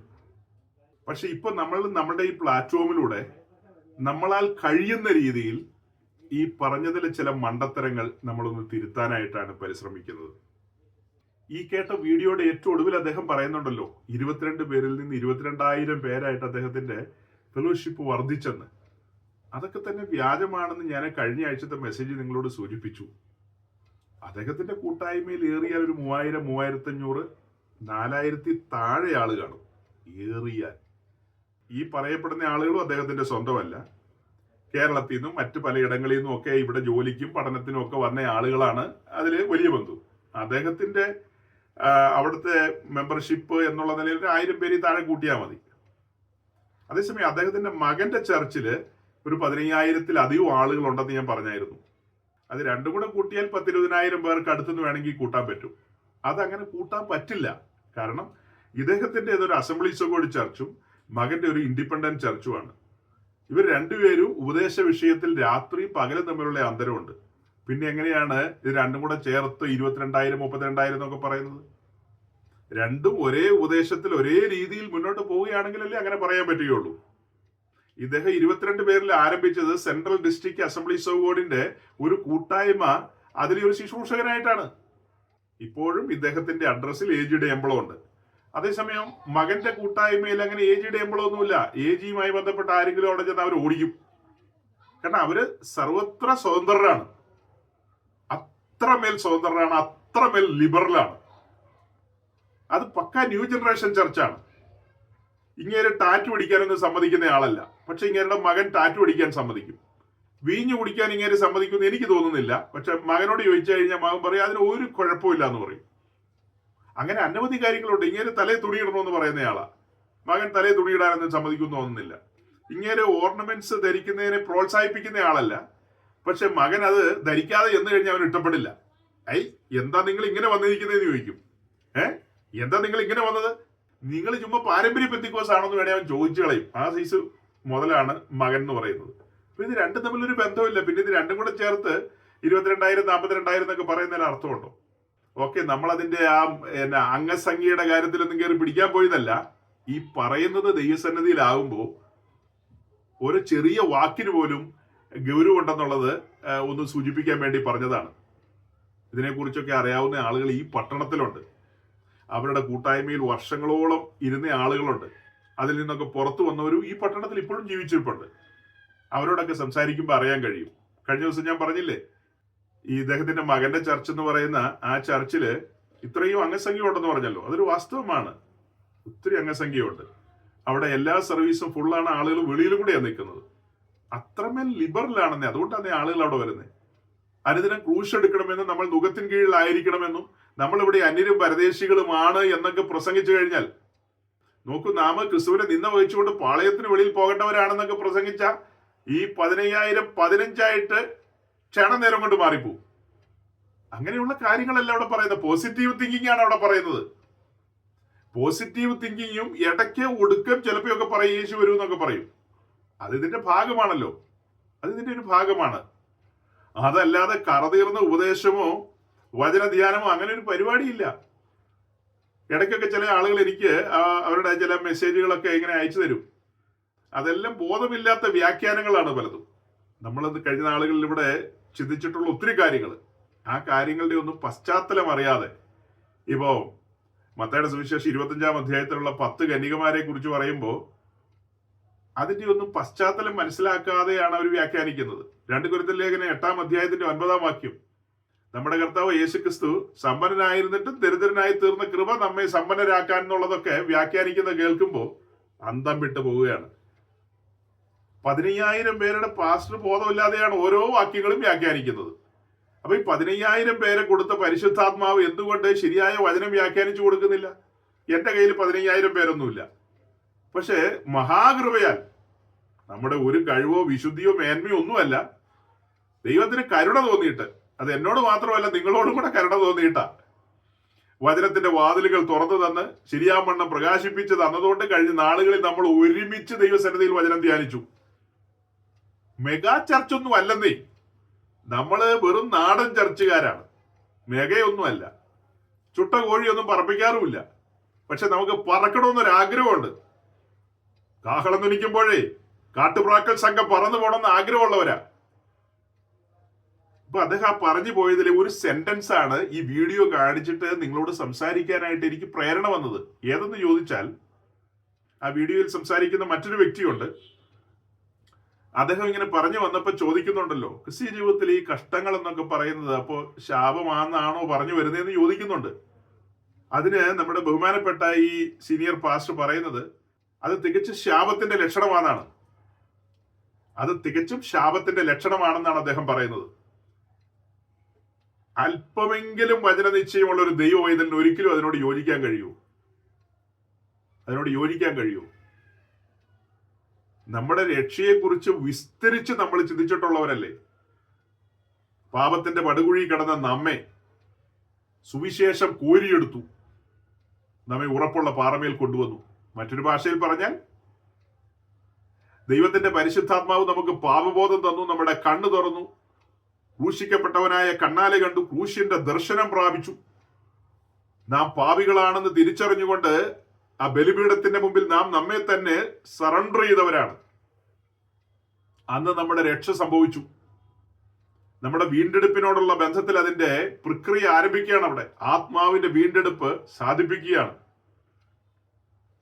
തുടർന്ന് നമ്മൾ വിശ്വാസ സ്നാനത്തിലേക്ക് വന്നു. അങ്ങനെ വിശ്വാസ സ്നാനത്തിലേക്ക് വരുമ്പോൾ നാം നമ്മെ തന്നെ സമ്പൂർണമായി ബലിപീഠത്തിലേക്ക് ഏൽപ്പിച്ചു കൊടുക്കുകയാണ്. ഇനി ഞാൻ എനിക്കായി ജീവിക്കുന്നില്ല, എനിക്ക് വേണ്ടി മരിച്ചുയർത്തവനായിട്ട് തന്നെ ജീവിക്കണം എന്നുള്ള ആഗ്രഹത്തിൽ ഏൽപ്പിച്ചു കൊടുത്തു. പിന്നത്തേതിൽ നമ്മൾ മനസ്സിലാക്കുന്ന നാം പരമപരിശുദ്ധനായ ദൈവത്തിന്റെ മന്ദിരമാണ്, വിശുദ്ധ മന്ദിരമായി തീരുകയാണ്. ഇത് ഒരു ഹോളി ടെമ്പിൾ എന്നുള്ള നിലയിലേക്ക് പരിണമിക്കപ്പെടുകയാണ്. ശരീരത്തിന്റെ വീണ്ടെടുപ്പ് പൂർത്തീകരിക്കപ്പെട്ടിട്ടില്ല. പാപം നിമിത്തം നമുക്ക് ഏദൻ തോട്ടത്തിൽ നിന്ന് പുറത്തു വരേണ്ടി വന്നു. ബലഹീനതകളുണ്ട്. അതായത് നമുക്ക് ദാഹമുണ്ട്, വിശപ്പുണ്ട്, കണ്ണുനീരുണ്ട്, രോഗമുണ്ട്, ഇങ്ങനെ പല കാര്യങ്ങളും ഉണ്ട്. അതൊക്കെ പാപനിമിത്തം കടന്നു വന്ന കാര്യങ്ങളാണ്. പക്ഷെ ഇപ്പൊ വീണ്ടെടുപ്പിൻ പ്രക്രിയയിലേക്ക് നമ്മൾ വന്നു. പ്രിയനായവരിൽ നമ്മെ ദത്തെടുത്തിരിക്കുന്നു. അടുത്ത പടി എന്ന് പറയുന്നത് ഇമ്മീഡിയറ്റ് സംഭവിക്കുന്നത് നമ്മുടെ ദേഹിയിൽ പണി നടന്നുകൊണ്ടിരിക്കുകയാണ്. നാം അനുദിന ജീവിതത്തിൽ വിശുദ്ധീകരണത്തിലേക്ക് അഥവാ സാങ്ക്ടിഫിക്കേഷനിലൂടെ നടക്കുകയാണ്. അതിന്റെ അന്തം എന്ന് പറയുന്നത് തേജസ്കരണമാണെന്ന് നമുക്കറിയാം. കാഹളം ധനിക്കുമ്പോൾ നാം ഈ ഭൂമിയിൽ നിന്ന് മാറ്റപ്പെടുന്നു. ആ സമയത്ത് ശരീരത്തിന്റെ വീണ്ടെടുപ്പ് പൂർത്തീകരിക്കപ്പെടുന്നു. അപ്പോൾ ഈ ശപിക്കപ്പെട്ട ശരീരത്തിലാണോ ഞാൻ വസിക്കുന്നതെന്ന് ചോദിച്ചാൽ ഒരിക്കലുമല്ല. തലയ്ക്കകത്ത് ആൾതാമസമുള്ള ഒരുവൻ അങ്ങനെ പറയാൻ കഴിയില്ല. എന്റെ പാപവും ശാപവും ക്രിസ്തു ക്രൂശിൽ വഹിച്ചു. എന്റെ തല നരയ്ക്കുന്നത് ശാപമല്ല. എനിക്ക് മുൻപോട്ട് പോകുമ്പോൾ പ്രായമാകുന്നതിനനുസരിച്ച് കണ്ണിന്റെ കാഴ്ച കുറഞ്ഞു പോയിട്ട് കണ്ണടക്കടക്കാരനെ തേടി പോകേണ്ടതും കണ്ണട വെക്കേണ്ടി വരുന്നതും ശാപത്തിന്റെയോ ഒന്നിന്റെയും ലക്ഷണമല്ല. കണ്ണിന് വയസ്സാകുന്നു എന്നുള്ളതാണ്. അതുപോലെ എനിക്ക് പ്രായമായി 70, 80 ഒക്കെ ആയി കഴിയുമ്പോഴത്തേക്ക് എന്റെ നടു വളഞ്ഞു തുടങ്ങും. പിന്നെ നടക്കാനൊരു ബുദ്ധിമുട്ട് വരും. ആ സമയത്ത് ഒരു ഊന്നുവടി സംഘടിപ്പിക്കും. ഊന്നുവടി. ആ ഊന്നുവടിയിൽ ഞാൻ ഊന്നി പോകുന്ന ഒരു ശാപമാണെന്ന് പറയണമെങ്കിൽ എന്തോ മാനസിക രോഗം ഉണ്ടെന്നേ പറയാൻ പറ്റുകയുള്ളൂ. നോക്കണം, നമ്മുടെ ഈ ഭൂമിയിലെ ജീവിതം പൂർത്തീകരിക്കപ്പെടേണ്ട രീതികളൊക്കെ ഈ പുസ്തകം പഠിച്ചാൽ മനസ്സിലാകില്ലേ? ദൈവത്തിന്റെ പരിശുദ്ധാത്മാവ് നമുക്ക് പാപബോധം തന്ന് നമ്മള് പാപം ഏറ്റുപറഞ്ഞൊരു ദൈവവൈതലായി തീർന്നു. ഇപ്പൊ പിതൃപുത്ര പരിശുദ്ധാത്മാവാം ത്രിയേക ദൈവം വന്ന് വസിക്കുന്ന ഒരു ശരീരമാണിത്, ഒരു ജീവിതമാണിത്. ഇത് ശുദ്ധീകരിക്കപ്പെട്ടതാണ്. അതുകൊണ്ടല്ലേ നമ്മൾ വിശുദ്ധിക്കും വേർപാടിനും ഒക്കെ പ്രാധാന്യം കൊടുത്തുകൊണ്ട് എപ്പോഴും സംസാരിക്കുന്നത്. പലരും അതൊക്കെ കേട്ടിട്ട് അലോസരപ്പെടാറുണ്ട്. ഏത് നേരം ഇങ്ങനെ പറയേണ്ടതുണ്ടോന്ന്. എന്താ കൂടെ അങ്ങനെ പറയാൻ കാരണം? തേജോമയനായ ദൈവം വന്ന് വസിക്കുകയാണ്. ഒരു തരത്തിലുമുള്ള അശുദ്ധി ഇതിനകത്ത് പേർവറുക പോലും വരുത്. ഇസ്രായേലിന്റെ ക്യാമ്പിനോടുള്ള ബന്ധത്തിൽ ആവർത്തന പുസ്തകം 23:14 എന്താ പറയുന്നത്? നിങ്ങളുടെ പാളയത്തിൽ യാതൊരു അശുദ്ധിയെ കുറിച്ചും കേൾക്കാൻ ഇടവരരുതെന്നാണ്. നിങ്ങളുടെ പാളയം ശുദ്ധിയുള്ളതായിരിക്കണം. അതുപോലെ തന്നെ നമ്മുടെ പാളയവും നമ്മുടെ ജീവിതവും എല്ലാം ശുദ്ധിയുള്ളതായിരിക്കണം. അതിനുതകുന്ന കാര്യം നിരന്തരം പറഞ്ഞുകൊണ്ടിരിക്കും. അപ്പൊ പല്ല് കൊഴിയുന്നതോ തല നരയ്ക്കുന്നതോ ഈ ശരീരത്തിന്റെ ഈ ത്വക്കുകൾ ചുക്കിച്ചുളിയുന്നതോ ഈ പറയപ്പെടുന്ന കാര്യങ്ങളൊന്നും ചാവമല്ല സഹോദരങ്ങളെ. അത് സ്വാഭാവികമായി സംഭവിക്കേണ്ട കാര്യങ്ങളാണ്. അതെല്ലാ മനുഷ്യരിലും അങ്ങനെ സംഭവിക്കും. അങ്ങനെ സംഭവിച്ചാണ് നമ്മൾ ഈ ഭൂമിയിൽ നിന്ന് മാറ്റപ്പെടുന്നത്. അപ്പൊ വീണ്ടെടുപ്പിൻ പ്രക്രിയയോടുള്ള ബന്ധത്തിൽ ഞാൻ പറഞ്ഞു, ആത്മാവിന്റെ വീണ്ടെടുപ്പ് സാധിപ്പിച്ചു കഴിഞ്ഞു. ദേഹി പെൻഡിങ്ങിലാണ്. ദേഹത്തിൽ ഇപ്പോൾ ഒരു പണിയുമില്ല. കാഹളം ധനിക്കുമ്പോൾ ഇതിന് രൂപാന്തരം വരും, അത്ര തന്നെ. ദേഹിയിലാണ് ഇപ്പൊ പണി നടന്നുകൊണ്ടിരിക്കുന്നത്. കർത്താവ് പറഞ്ഞില്ലേ, ഞാൻ എന്റെ സഭയെ പണിയുമെന്ന്. അത് ഏതെങ്കിലും കല്ലും മണ്ണും കൊണ്ടുള്ള സഭയുടെ കാര്യമാണോ? നമ്മെ ഓരോരുത്തരെയാണ് സഭയെന്ന് വിളിക്കുന്നത്. നമ്മെ ഓരോരുത്തരെയും പണിയുമെന്നാണ്. അങ്ങനെ ആ പണിയോടുള്ള ബന്ധത്തിൽ വിവിധങ്ങളായ അനുഭവത്തിലൂടെ നമ്മെ കടത്തിവിടും. അതിനെക്കുറിച്ച് തുടർന്ന് പറഞ്ഞു വരുമ്പോൾ നിങ്ങൾക്ക് മനസ്സിലാവും. അല്ല, നിങ്ങൾക്ക് അറിയാമല്ലോ. അത് നിങ്ങളോട് അധികം പറയേണ്ട ആവശ്യമില്ല. പക്ഷേ ഇത്തരക്കാരെയൊക്കെ അനുധാവനം ചെയ്യുന്ന കണ്ണടഞ്ഞു പോയ സാധുക്കളായ മനുഷ്യർ ആരെങ്കിലും ഒരുവന് തോന്നുവാണ് ഇതൊന്ന് കേൾക്കണമെന്ന്. എങ്ങാനും തോന്നിക്കഴിഞ്ഞാൽ ആ വ്യക്തിയുടെ കണ്ണ് തുറക്കട്ടെ എന്നുള്ള പ്രാർത്ഥനയോടെ ഞാനിത് പറയുന്നത്. ക്രിസ്തീയ ജീവിതത്തിൽ കഷ്ടങ്ങൾ അനുവദിച്ചിട്ടുണ്ടെന്നേ. കഷ്ടങ്ങൾ ശാപത്തിന്റെ ലക്ഷണമാണെന്ന് ഈ മനുഷ്യൻ പറഞ്ഞതുകൊണ്ട് മാത്രമാണ് ഞാനിപ്പോ ഈ വിഷയം പറയാനായിട്ട് പരിശ്രമിച്ചത്. അത് വകവെച്ച് തരാൻ കഴിയില്ലെന്നേ. നിങ്ങൾ 22,000 അല്ല 2 ലക്ഷം പേരുടെ പാസ്റ്റർ ആണെങ്കിലും നിങ്ങൾ എത്ര കേമനാന്ന് പറഞ്ഞാലും നമുക്കത് വകവെച്ച് തരാൻ കഴിയില്ല.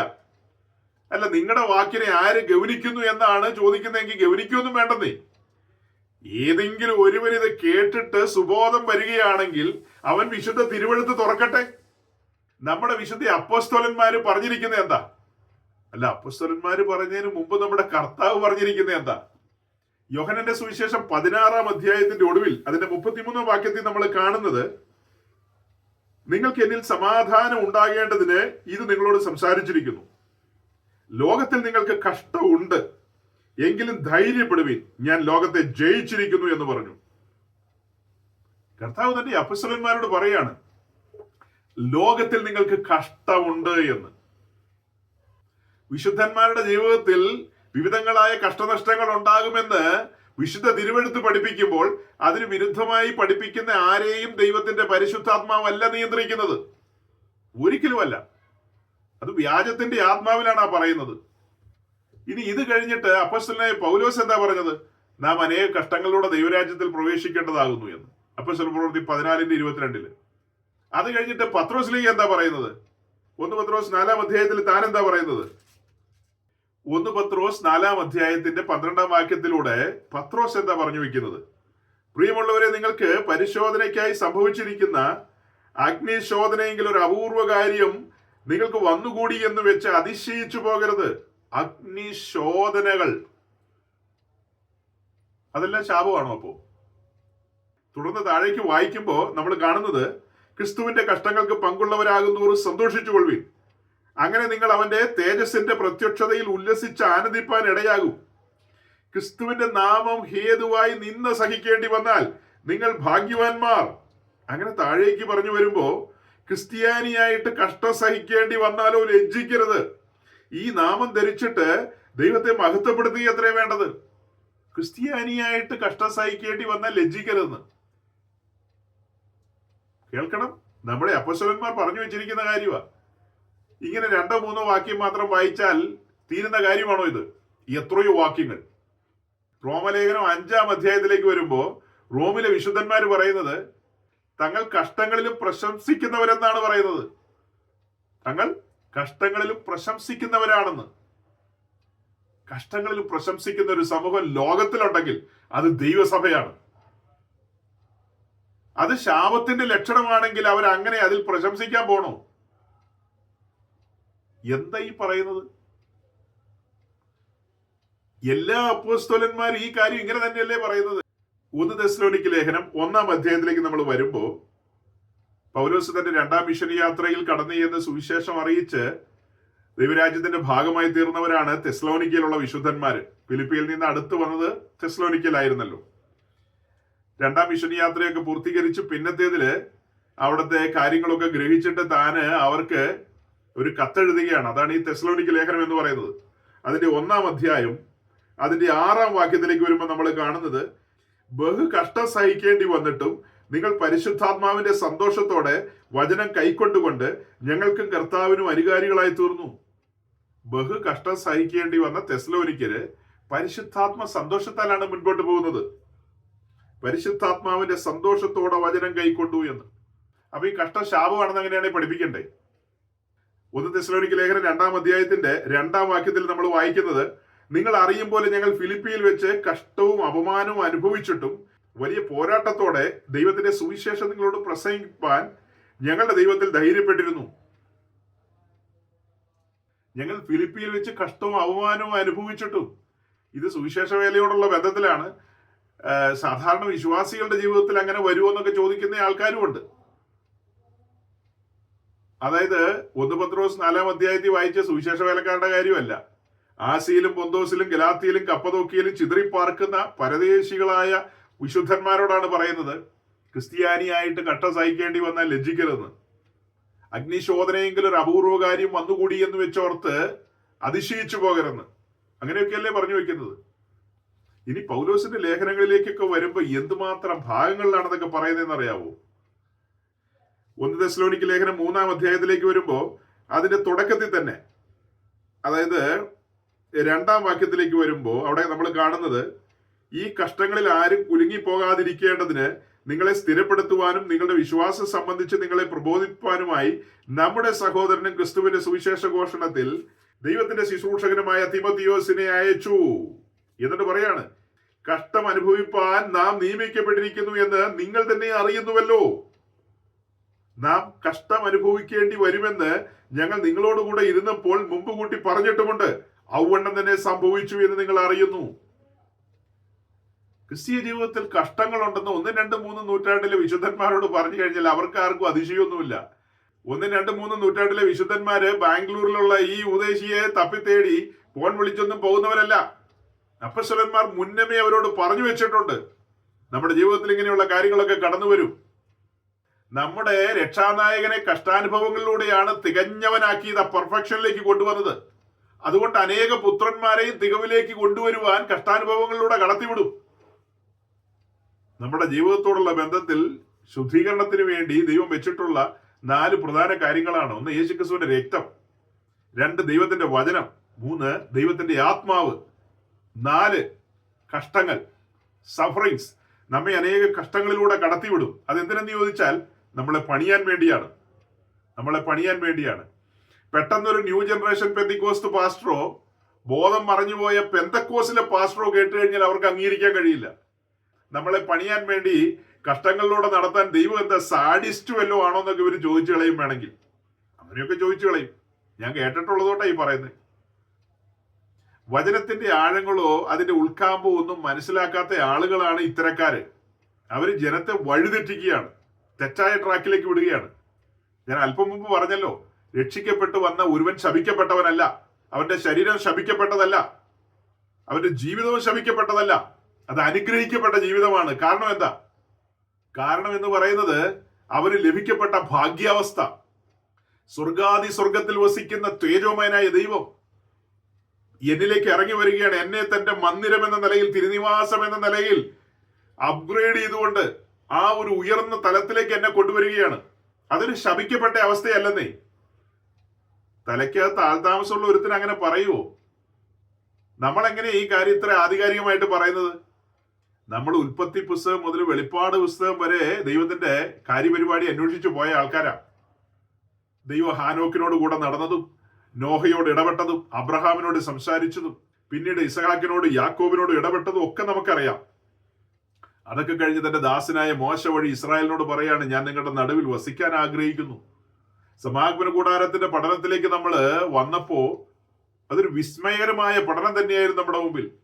അതിനോട് ചേർത്ത് വെച്ച് നമ്മൾ യെരൂശലേം ദേവാലയത്തിന്റെ നിർമ്മിതിയൊക്കെ ചിന്തിച്ചിട്ടുള്ളവരാണ്. ഈ പഴയ നിയമ കാലഘട്ടത്തിൽ ഇസ്രായേലിന്റെ നടുവിൽ തേജോമയനായ ദൈവം ഇറങ്ങി വന്നതും അതിന്റെ മഹത്വപൂർണമായ ആ അവസ്ഥകൾ കണ്ണാലെ നമ്മൾ കാണുകയാണ്, ആത്മകണ്ണുകൊണ്ട് കാണുകയാണ്. അതൊക്കെ കണ്ടും കേട്ടുവരുന്ന നമ്മയാണ് പരിശുദ്ധാത്മാവ് മാളികമുറിയിലേക്ക് കൂട്ടിക്കൊണ്ടുപോകുന്നത്. നോക്കണം, കഴിഞ്ഞ കാലങ്ങളിൽ ഇസ്രായേലിന്റെ നടുവിൽ ഒരേ ഒരു ആലയം, ആദ്യം സമാഗമന കൂടാരം, പിന്നെ അത് ചുരുട്ടി വെച്ചു. അത് കഴിഞ്ഞ് യെരൂശലേമിലെ മഹത്തായ ദൈവാലയം, അതിന്റെ തിരശീലയും ചീന്തിക്കൊണ്ട് നമ്മെ ഓരോരുത്തരെയും തന്റെ മന്ദിരം എന്ന നിലയിലേക്ക് അപ്ഗ്രേഡ് ചെയ്തു. അതുവരെ ഒരു ദൈവാലയമേ ഉള്ളൂ. ഇപ്പോ മാളികമുറിയിൽ 120 ദൈവാലയം, പിന്നത്തേതിൽ 3000, പിന്നത്തേതിൽ 5000, പിന്നത്തേതിൽ അസംഖ്യം. ഈ തലമുറയിൽ ഞാനും നിങ്ങളും അവിടുത്തെ മന്ദിരങ്ങൾ എന്ന നിലയിലേക്ക് മാറ്റപ്പെടുകയാണ്. അതിന് ശമിക്കപ്പെട്ട അവസ്ഥയല്ല. ഈ ഭൂമിയിലെ കഷ്ടനഷ്ടങ്ങളൊന്നും നമ്മെ തകർത്ത് കളയുവാൻ വേണ്ടിയല്ല, പണതൊരുക്കാൻ വേണ്ടിയാണ്. അല്ലേ? തന്റെ തിരുസ്വരൂപത്തോട് നമ്മെ അനുരൂപരാക്കുവാൻ വേണ്ടി എന്നല്ലേ നമ്മൾ പഠിച്ചിരിക്കുന്നത്. യെശയ്യാപ്രവാചകന്റെ പുസ്തകം 54-ാം അധ്യായത്തിലേക്ക് വരുമ്പോൾ നമ്മൾ കാണുന്നത്, കൊടുങ്കാറ്റിനാൽ അടിക്കപ്പെട്ട ആശ്വാസമറ്റവളുമായുള്ളവേ എന്നൊക്കെ പറയുന്നില്ലേ? അങ്ങനെ ആശ്വാസമറ്റ അനുഭവത്തിലൂടെ വിശുദ്ധന്മാർ കടന്നു പോകുമ്പോൾ അവരുടെ ജീവിതത്തിൽ ചില നീലക്കല്ലുകളും ചില പത്മരാഗങ്ങളും ചില പുഷ്യരാഗങ്ങളും ഒക്കെയാണ് ലഭിക്കുന്നത്. ഈ പഠനങ്ങളെല്ലാം നമ്മൾ കൊണ്ടുചെന്ന് അവസാനിപ്പിക്കുന്ന വെളിപ്പാട് ദിവസം 21-ാം അധ്യായത്തിലാ. കാട്ടുകല്ലുകളായിരുന്ന നമ്മെ വെട്ടിയെടുത്ത് ജീവനുള്ള കല്ലുകളാക്കി മാറ്റി നമ്മെ പണതൊരുക്കി മനോഹരമായ കല്ലുകൾ എന്ന നിലയിൽ, ഒടുക്കം തേജസ്സിന്റെ രത്നങ്ങൾ എന്നുള്ള നിലയിലാണ് നമ്മൾ കാണുന്നത്. കുഞ്ഞാടിന്റെ കാന്ത രക്ഷിക്കപ്പെട്ടു വരുമ്പോൾ വിശേഷപ്പെട്ട ഉത്സവവസ്ത്രം ലഭിക്കുന്നു. എന്നാൽ പിന്നത്തേതിൽ ഈ വഴിയാത്രയിൽ കാന്തയുടെ വസ്ത്രത്തിൽ വിശേഷപ്പെട്ട പൊൻ കസവിന്റെ പണികൾ, ചിത്രത്തൈലുകളൊക്കെ അതിലേക്ക് വരേണ്ടതുണ്ട്. സൂചിയും നൂലും ഒക്കെ കയറി ഇറങ്ങി പോകുന്നു. അനവധിയായ പ്രോസസ്സുകൾ അവിടെ നടക്കേണ്ടതുണ്ട്. അതുകൊണ്ടൊക്കെയാണ് നമ്മൾ തറപ്പിച്ചു പറയുന്നത്, ക്രിസ്തീയ ജീവിതത്തിൽ കഷ്ടങ്ങളുണ്ട്. അതൊന്നും ഇല്ലെന്ന് വിശ്വസിക്കുന്ന ഒരുവനാണ് താങ്കളെങ്കിൽ താങ്കൾ മെഗാ ചർച്ചിൽ തന്നെ ഇരുന്നോളൂ. കാഹളം ധനിക്കുന്നത് കേൾക്കില്ലെന്ന് മാത്രമേ ഉള്ളൂ. ഇപ്പൊ തൽക്കാലം തിന്നു കുടിച്ച് ആനന്ദിച്ച് സുഖിച്ചു പൊളച്ച് പോകാമെന്ന് മാത്രം. എന്നാല് പത്യോപദേശമാണ് നമ്മൾ ഈ പറയുന്നത്. യഥാർത്ഥ ദൈവരാജ്യത്തിന്റെ ഉപദേശമാണ് ഈ പറയുന്നത്. ക്രിസ്തീയ ജീവിതത്തിൽ കഷ്ടങ്ങളുണ്ട്. അതില്ലെന്ന് പറയുന്നവനെല്ലാം പിശാചിന്റെ ഏജന്റുമാരാണ്. അവ എത്ര മീശ പഠിച്ച ഉപദേശിയാണെങ്കിലും, താടി വെച്ച ഉപദേശിയാണെങ്കിലും, കറുത്ത പാൻറിട്ട ഉപദേശിയാണെങ്കിലും, വെളുത്ത പാൻറിട്ട ഉപദേശിയാണെങ്കിലും, 22,000, 42,000, 52,000 അംഗങ്ങളുണ്ടെന്ന് പറഞ്ഞിട്ടും കാര്യമില്ല. 22,000 ഉണ്ടെങ്കിൽ ഒരെണ്ണത്തിന്റെ തലയ്ക്കകത്ത് ആൾതാമസമല്ലേ പോയില്ലേ? ഞാൻ വസിക്കുന്ന ഈ വലിയ പട്ടണത്തില് 22,000-ലൊക്കെ അധികം ആള് ഒത്തുകൂടുന്ന ഒരു ഇടമുണ്ട്. ഇവിടെ കനകപുരം റോഡ് എന്ന് പറയുന്ന റോഡുണ്ട്. അവിടെ ശ്രീമാൻ ശ്രീ രവിശങ്കർ ഉണ്ട്. 3-4 ശ്രീ ഇല്ലേ? എണ്ണം തെറ്റിപ്പോയോ? അങ്ങേരുടെ സ്ഥലത്ത് 22,000 ഒന്നുമല്ല, അതിൽ കൂടുതൽ ആളുകൾ അവിടെ വരുന്നത്. അദ്ദേഹവും പോസിറ്റീവ് തിങ്കിങ് ആണ് പറയുന്നത്. ആശ്വാസവും സമാധാനവും ഔന്നത്യവും എല്ലാ കാര്യങ്ങളും അദ്ദേഹം കൊടുക്കുന്നുണ്ട്. ആളുകളെല്ലാം അദ്ദേഹം ബലപ്പെടുത്തുന്നുണ്ട്. വിവിധങ്ങളായ നിലകളിൽ അദ്ദേഹം കൈകാര്യം ചെയ്യുന്നുണ്ട്. ആള് കൂടുന്നതിലല്ല അർത്ഥം ഇരിക്കുന്നത്. അവിടെ ഉയർത്തുന്നത് ക്രൂശിക്കപ്പെട്ടവനായ ക്രിസ്തുവിനെയാണോ എന്നുള്ളതാണ്. അനുദിനം ക്രൂശെടുക്കണമെന്നുള്ള ശബ്ദം അവിടെ കേൾക്കുന്നുണ്ടോ? ഇടുക്കമുള്ള വാതിലും ഞെരുക്കമുള്ള വഴിയും കണ്ടെത്തണമെന്നുള്ള സ്വരം അവിടെ കേൾക്കുന്നുണ്ടോ? എങ്കിലത് ദൈവസഭയാണ്. അവിടുത്തെ നിരന്തരമായ വചനധ്യാനം എന്ന് പറയുന്നത് ക്രിസ്തുവിനെ മുൻനിർത്തിക്കൊണ്ടാണോ എന്നുള്ളതൊക്കെ നമ്മൾ പരിശോധിക്കേണ്ടതുണ്ട്. എങ്കിൽ മാത്രമേ അവിടെ പരിലസിക്കുന്നത് പരിശുദ്ധാത്മാവാണെന്ന് പറയാൻ കഴിയൂ. അല്ലെങ്കിൽ അവിടെ ആത്മാവിന്റെ വ്യാപാരമുണ്ട്. അത് ഏത് ആത്മാവാണെന്ന് അന്വേഷിക്കേണ്ടിയിരിക്കുന്നു. ദൈവത്തിന്റെ പരിശുദ്ധാത്മാവാണെങ്കിൽ പരിശുദ്ധാത്മാവിന് ഡബിൾ സ്റ്റാൻഡേർഡ് ഇല്ല, ഒറ്റ സ്റ്റാൻഡേർഡേ ഉള്ളൂ. പലതരം ഉത്തരങ്ങൾ പറയില്ലെന്ന്. ദൈവത്തിന്റെ ദാസന്മാരാണെങ്കിൽ അവർക്കെല്ലാം ഒരു ഭാഷ തന്നെയായിരിക്കും, ഒരു വിശ്വാസം, ഒരു ഉപദേശം, എല്ലാം ആത്മാവിൽ ഐക്യമത്യപ്പെട്ടായിരിക്കും ആ കാര്യങ്ങൾ. ഈ പറയപ്പെട്ട കാര്യത്തോട് നിങ്ങളിൽ എത്ര പേർക്ക് ഐക്യമത്യപ്പെടാൻ കഴിയും? ഇപ്പൊ നിങ്ങൾ കേട്ട ഈ കാര്യങ്ങളോട് നിങ്ങളിൽ എത്ര പേർക്ക് ഐക്യമത്യപ്പെടാൻ കഴിയും? അതായത് നമ്മിൽ ഓരോരുത്തരുടെ ജീവിതത്തിൽ ഈ കഷ്ടനഷ്ടങ്ങൾ എന്നൊക്കെ പറയുന്നത് ഏറിയും കുറഞ്ഞൊക്കെ ഇരിക്കും. അപ്പോ ഏറിയ കഷ്ടങ്ങളിലൂടെ കടന്നു പോകുന്ന പ്രിയപ്പെട്ടവരുണ്ട്.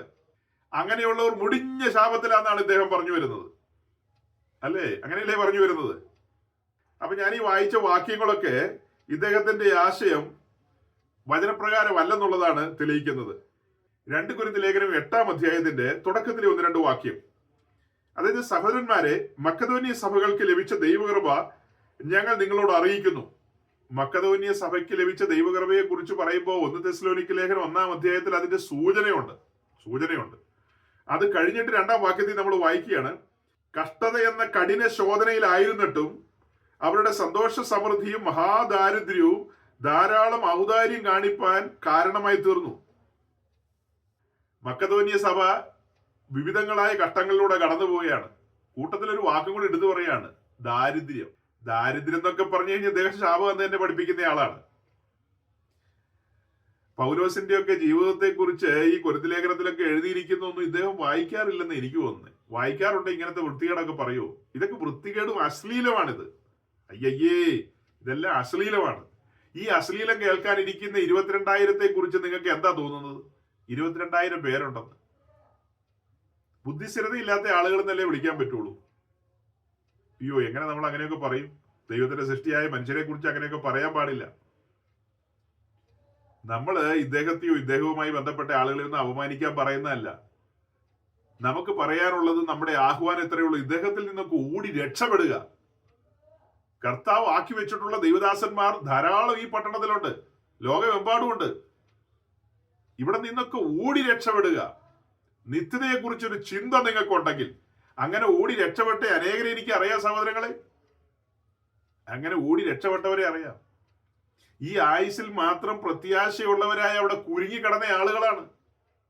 അവരിന്ന് 2 കൊരിന്ത്യർ ലേഖനം 8-ാം അധ്യായത്തിന്റെ ആദ്യത്തെ വാക്യങ്ങളൊക്കെ അംഗീകരിക്കുന്നവരാണ്. കഴിഞ്ഞ നാളുകളിൽ അവർ വിശ്വസിച്ചിരുന്നത് മക്കദോന്യ പ്രൊവിൻസിലുള്ള സഭകളെല്ലാം ശപിക്കപ്പെട്ട സഭയാണ്. ശപിക്കപ്പെട്ട സഭയാന്നാ വിചാരിച്ചിരുന്നത്. കാരണം അവരൊക്കെ കട്ടത്തിലൂടെ പോയവരല്ലേ. ആദിമ നൂറ്റാണ്ടിൽ ഏത് സഭയാണ്, ഏത് വിശുദ്ധന്മാരാണ് ഘട്ടങ്ങളിലൂടെ പോകാതിരുന്നത്? എബ്രായ ലേഖനത്തിലേക്കൊക്കെ വരുമ്പോൾ കാണുന്ന കാഴ്ച ഇതിലും ഭയാനകമാണ്. സമ്പത്തുകളുടെ അപഹാരമൊക്കെ സഹിക്കേണ്ടി വന്നു. തല നരയ്ക്കുന്നത് ശാപമാണെന്ന് പറഞ്ഞ സ്ഥിതിക്ക് റോമൻ പടയാളികൾ നമ്മുടെ കഴുത്തെടുത്തോണ്ട് പോകുന്നത്, അതായത് സമയത്തിന് മുമ്പ് കഴുത്തെടുത്തോണ്ട് പോകുന്നത്, അതൊരു ശാപമെന്ന് പറയൂ? ദീർഘായുസോടുകൂടി ഇവിടെ ജീവിച്ച് പുഞ്ചപ്പാടമൊക്കെ മേടിച്ച്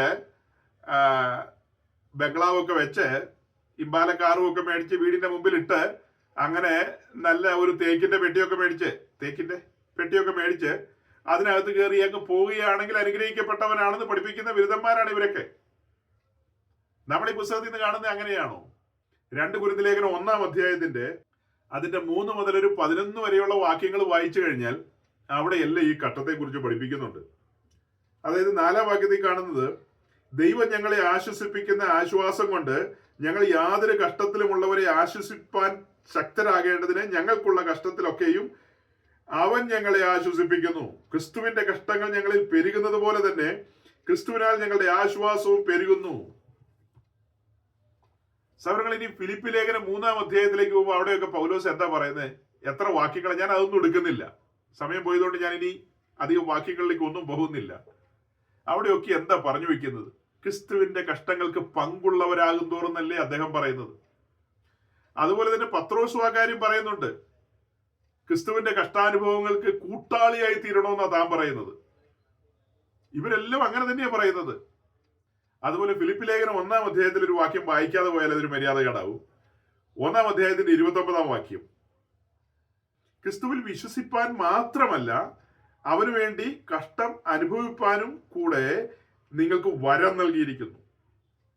ഇതൊരു വരമായിട്ടാണ് പറഞ്ഞു വയ്ക്കുന്നത്. അപ്പൊ ഇത് ശാപത്തിലേക്കുള്ള വരമാണോ സഹോദരങ്ങളെ?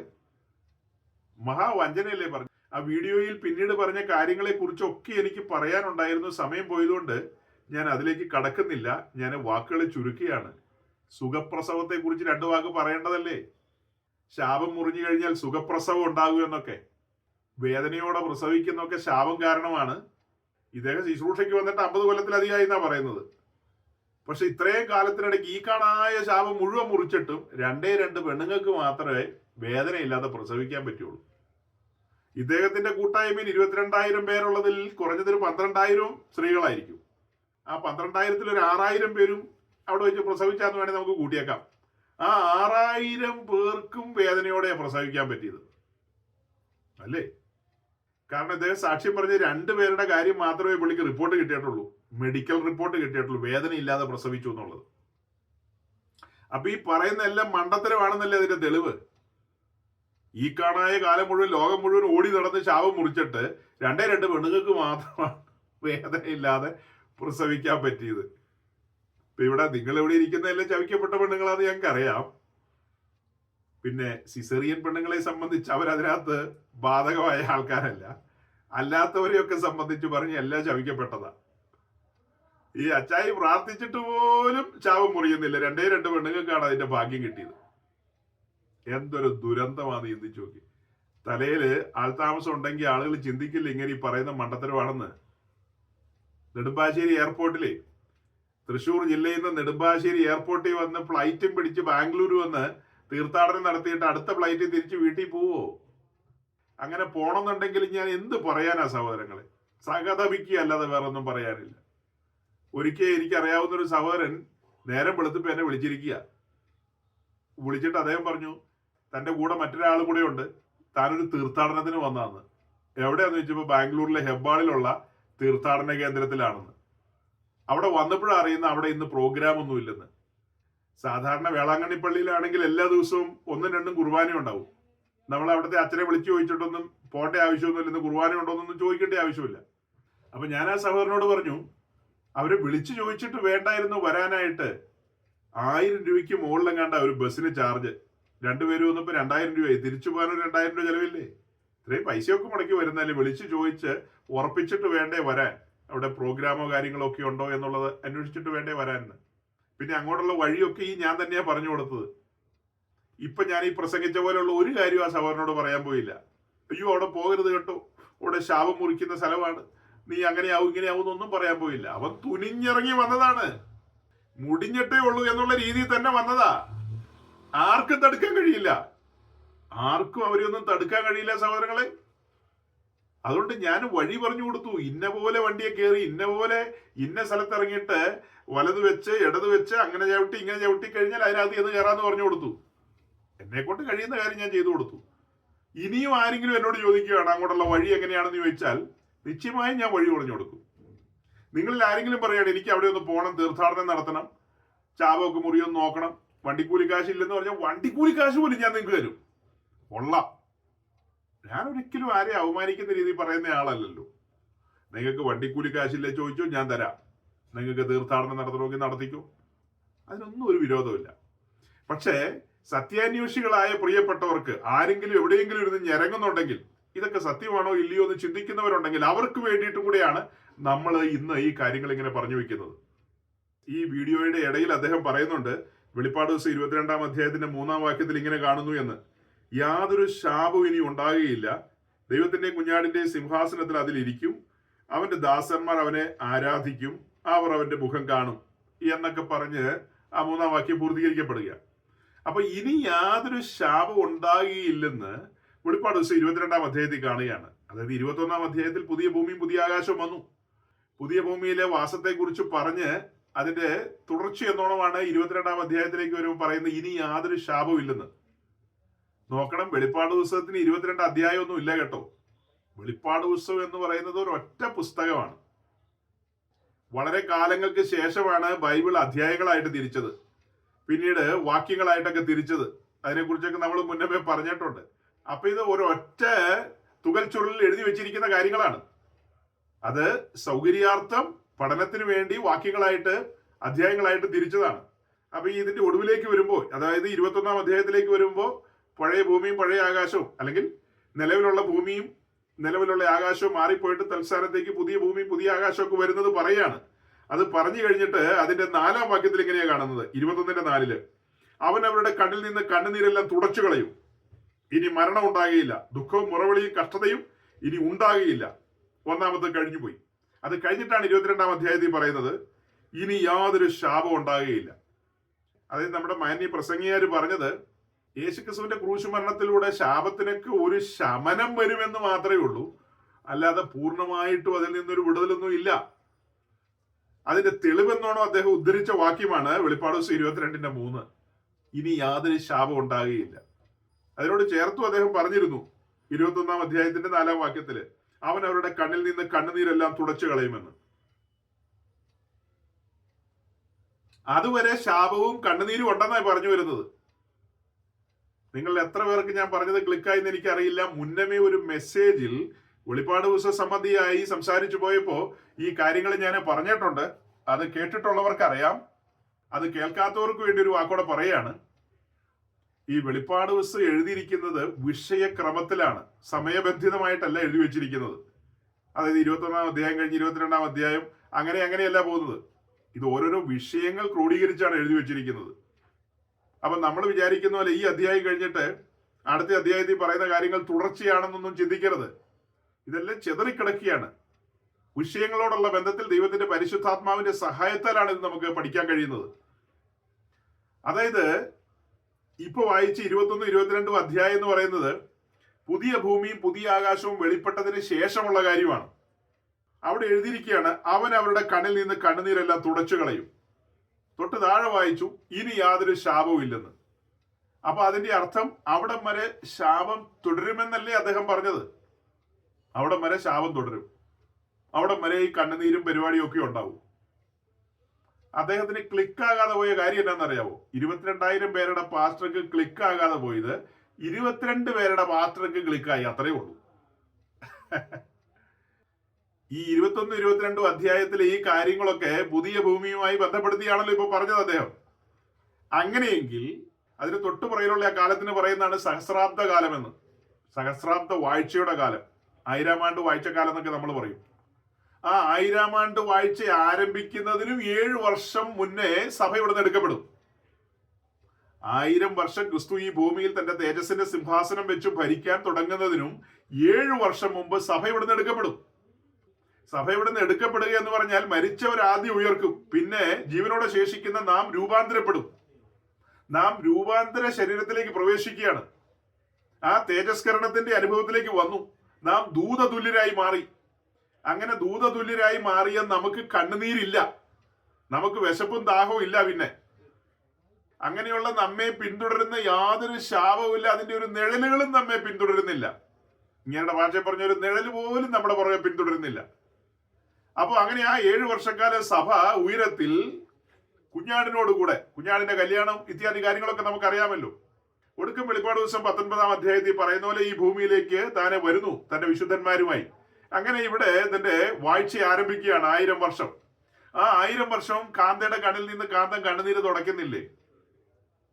ആ 1000 വർഷവും കാന്തന്റെ കാന്ത ശപിക്കപ്പെട്ടിരിക്കുകയാണോ? വെളിപ്പാട് ദിവസം 21-ാം അധ്യായത്തിലേക്ക് വന്ന് പുതിയ ഭൂമി ആരംഭിച്ചതിന് ശേഷമാണോ കാന്തൻ കണ്ണുനീര് തുടയ്ക്കുന്നതും അതുപോലെ ശാപമൊക്കെ മുറിക്കുന്നതും?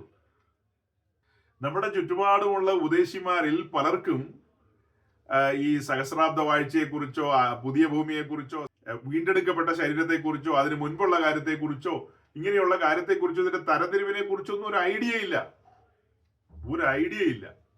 അതുകൊണ്ടാണ് ഇതെല്ലാം കൂട്ടിക്കുഴച്ച് പറയുന്നത്. വെളിപ്പാട് ദിവസം 21-ാം അധ്യായത്തിൽ പറയുന്ന അവൻ അവരുടെ കണ്ണിൽ നിന്ന് കണ്ണുനീർ തുടയ്ക്കുമെന്ന് പറയുന്നത് ദൈവസഭയുടെ കണ്ണുനീര് തുടയ്ക്കുന്ന കാര്യമല്ല. വെളിപ്പാട് പുസ്തകത്തിലേക്ക് നമ്മൾ കടക്കുമ്പോൾ അവിടെ ദൈവസഭയും ഇസ്രായേലും ഒക്കെ കെട്ടുപിടഞ്ഞ് കിടക്കുകയാണ്. അതെല്ലാം നമ്മൾ തരംതിരിച്ചു പഠിക്കണം. വെളിപ്പാട് പുസ്തകം 7-ാം അധ്യായത്തിലേക്ക് വരുമ്പോൾ അതിന്റെ 9-ാം വാക്യത്തില് ഇതിന്റെ ശേഷം സകല ജാതിയിലും ഗോത്രത്തിലും വംശത്തിലും ഭാഷകളിൽ നിന്നുള്ളതായ ആർക്കും എണ്ണിക്കൂടാത്തൊരു മഹാപുരുഷാരം വെള്ള നിലയങ്കി ധരിച്ച് കയ്യിൽ കുരുത്തോലയുമായി സിംഹാസനത്തിന് മുമ്പിൽ നിൽക്കുന്ന കണ്ടു. ഇവരാരെന്ന് ചോദിച്ചപ്പോൾ അതിന് ഉത്തരം ദൂതൻ പറഞ്ഞു കൊടുക്കുകയാണ്. അതായത് 13-ാം വാക്യം മുതൽ താഴേക്ക് വായിക്കുമ്പോൾ, മൂപ്പന്മാരിൽ ഒരുത്തൻ എന്നോട് വെള്ള നിലയങ്കി ധരിച്ചിരിക്കുന്ന ഇവർ ആർ, എവിടെ നിന്ന് വന്നു എന്ന് ചോദിച്ചതിന് യജമാനൻ അറിയുമല്ലോ എന്ന് ഞാൻ പറഞ്ഞതിന് അവൻ എന്നോട് പറഞ്ഞത്, ഇവർ മഹാകഷ്ടത്തിൽ നിന്നും വന്നവർ കുഞ്ഞാടിന്റെ രക്തത്തിൽ തങ്ങളുടെ അങ്കി അലക്കി വെളുപ്പിച്ചിരിക്കുന്നു. അപ്പൊ ഈ വായിച്ച വാക്യപ്രകാരം ഈ എണ്ണിക്കൂടാത്ത പുരുഷാരം മഹാകഷ്ടത്തിൽ നിന്നും വന്നവരാണ്, ഗ്രേറ്റ് ട്രിബുലേഷനിൽ നിന്നും വന്നവരാണ്. അതായത് ഈ വെളിപ്പാട് ദിവസം 7-ാം അധ്യായത്തിൽ പറയുന്ന ഈ ആളുകൾ ഇസ്രായേലുമായി ബന്ധപ്പെട്ട ആളുകളാണ്. അതിനകത്ത് 12 ഗോത്രങ്ങളെ മുദ്രയിടുന്ന കാര്യങ്ങളൊക്കെ ഉണ്ട്. അതുമായി ബന്ധപ്പെട്ട കാര്യങ്ങളാണ്. ഇത് ദൈവസഭയുമായി ബന്ധപ്പെട്ട കാര്യങ്ങളല്ല. ദൈവസഭയുടെ കണ്ണിൽ നിന്ന് കണ്ണുനീർ തുടയ്ക്കുന്ന കാര്യമല്ല. ഇത് ഇസ്രായേലുമായി ബന്ധപ്പെട്ട കാര്യമാണ്. അതിന്റെ 17-ാം വാക്യത്തിലേക്ക് വരുമ്പോൾ കാണുന്നത്, സിംഹാസനത്തിന്റെ മധ്യയുള്ള കുഞ്ഞാട് അവരെ മേയിച്ച് ജീവജലത്തിന്റെ ഉറവുകളിലേക്ക് നടത്തുകയും ദൈവം താൻ അവരുടെ കണ്ണിൽ നിന്ന് കണ്ണുനീരെല്ലാം തുടച്ചു കളയുകയും ചെയ്യും. ദൈവം താൻ അവരുടെ കണ്ണിൽ നിന്ന് കണ്ണുനീരെല്ലാം തുടച്ചു കളയുകയും ചെയ്യും. ആ കാര്യം തന്നെയാണ് വെളിപ്പാട് ദിവസം 21-ാം അധ്യായം 4-ാം വാക്യത്തിൽ നമ്മൾ കാണുന്നത്. അത് പുതിയ ഭൂമിയിലെ കാര്യമല്ലെന്ന് ചോദിച്ചു കഴിഞ്ഞാൽ ഞാൻ പറഞ്ഞു, ഇത് സമയബന്ധിതമായിട്ടല്ല എഴുതിയിരിക്കുന്ന വിഷയത്തിന്റെ ക്രമത്തിലാണ് അത് പോകുന്നത്. അതുകൊണ്ട് സഹോദരങ്ങളെ മനസ്സിലാക്കണം, അത് ദൈവസഭയുടെ കണ്ണുനീര് തുടയ്ക്കുന്ന കാര്യമോ ദൈവസഭയുടെ ശാപത്തിന്റെ കാര്യമോ അല്ല. സഭ ഇവിടെ നിന്ന് എടുക്കപ്പെട്ടാൽ 7 വർഷം ഇവിടെ എതിർ ക്രിസ്തു ഭരിക്കുകയാണ്. സഭ പിന്നത്തേതിൽ കാന്തനോടുകൂടെ കാന്തൻ കരം പിടിക്കുകയാണ്. പിന്നീട് ഈ പറഞ്ഞ എല്ലാ അവസ്ഥകളിൽ നിന്നും മാറ്റപ്പെട്ടില്ലേ, രൂപാന്തരപ്പെട്ടില്ലേ, തേജസ്കരിക്കപ്പെട്ടില്ലേ. പിന്നെ ദാഹമോ കണ്ണുനീരോ വിശപ്പോ അല്ലെങ്കിൽ അങ്ങനത്തെ കാര്യങ്ങൾ എന്തെങ്കിലും ഉണ്ടോ? ഒന്നുമില്ല. അപ്പൊ ഇതെല്ലാം ഇസ്രായേലുമായി ബന്ധപ്പെട്ടും സഭയുമായി ബന്ധപ്പെട്ട കാര്യങ്ങളാണ് വെളിപ്പാട് പുസ്തകത്തിലുള്ളത്. ഇപ്പൊ ഈ പറയപ്പെട്ട കാര്യങ്ങളെല്ലാം ഇസ്രായേലുമായി ബന്ധപ്പെട്ട കാര്യങ്ങളാണ്. അത് പെട്ടെന്ന് കേട്ടാൽ മനസ്സിലാകില്ല, എനിക്കും അറിയാം. നല്ല നിലയിൽ വിശദീകരിക്കേണ്ടതാണ്. പക്ഷെ എനിക്ക് സമയമില്ലാത്തത് കൊണ്ട്, സമയം പോയതുകൊണ്ട് ഞാൻ അതിലെ വിശദീകരണത്തിലേക്കൊന്നും പോകുന്നില്ല. ഇദ്ദേഹം പറഞ്ഞ ഈ കാര്യങ്ങളൊന്നും നിലനിൽക്കുന്നതല്ലെന്ന് ഓടിച്ചു പറയാണ്.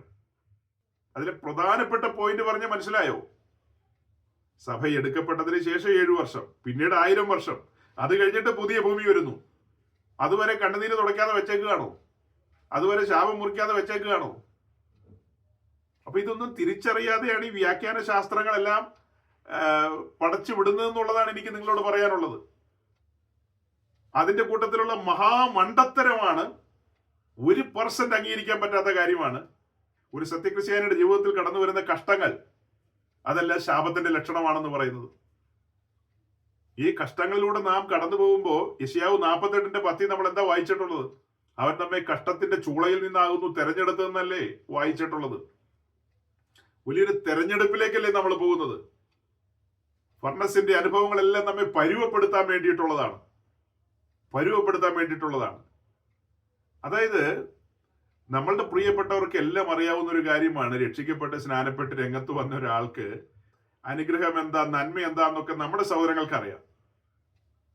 പക്ഷെ ഇന്ന് കാണുന്ന ഈ ബൃഹത്തായ സമൂഹം, പെന്തക്കോസ്ത് സമൂഹത്തിൽ ചെന്നിട്ട് നമ്മൾ അനുഗ്രഹവും നന്മയെന്നൊക്കെ അവരോട് നമ്മൾ സംസാരിച്ചു കഴിഞ്ഞാൽ അവർക്കൊന്നും പിടികിട്ടില്ല. അവരെല്ലാം അനുഗ്രഹം നന്മ എന്ന് പറയുന്ന ഈ ലോകത്തിലുള്ള സ്ഥാവര ജംഗമ വസ്തുക്കളെയൊക്കെ വെച്ചിട്ടാണ് അവർ അനുഗ്രഹം കൗണ്ട് ചെയ്യുന്നത്.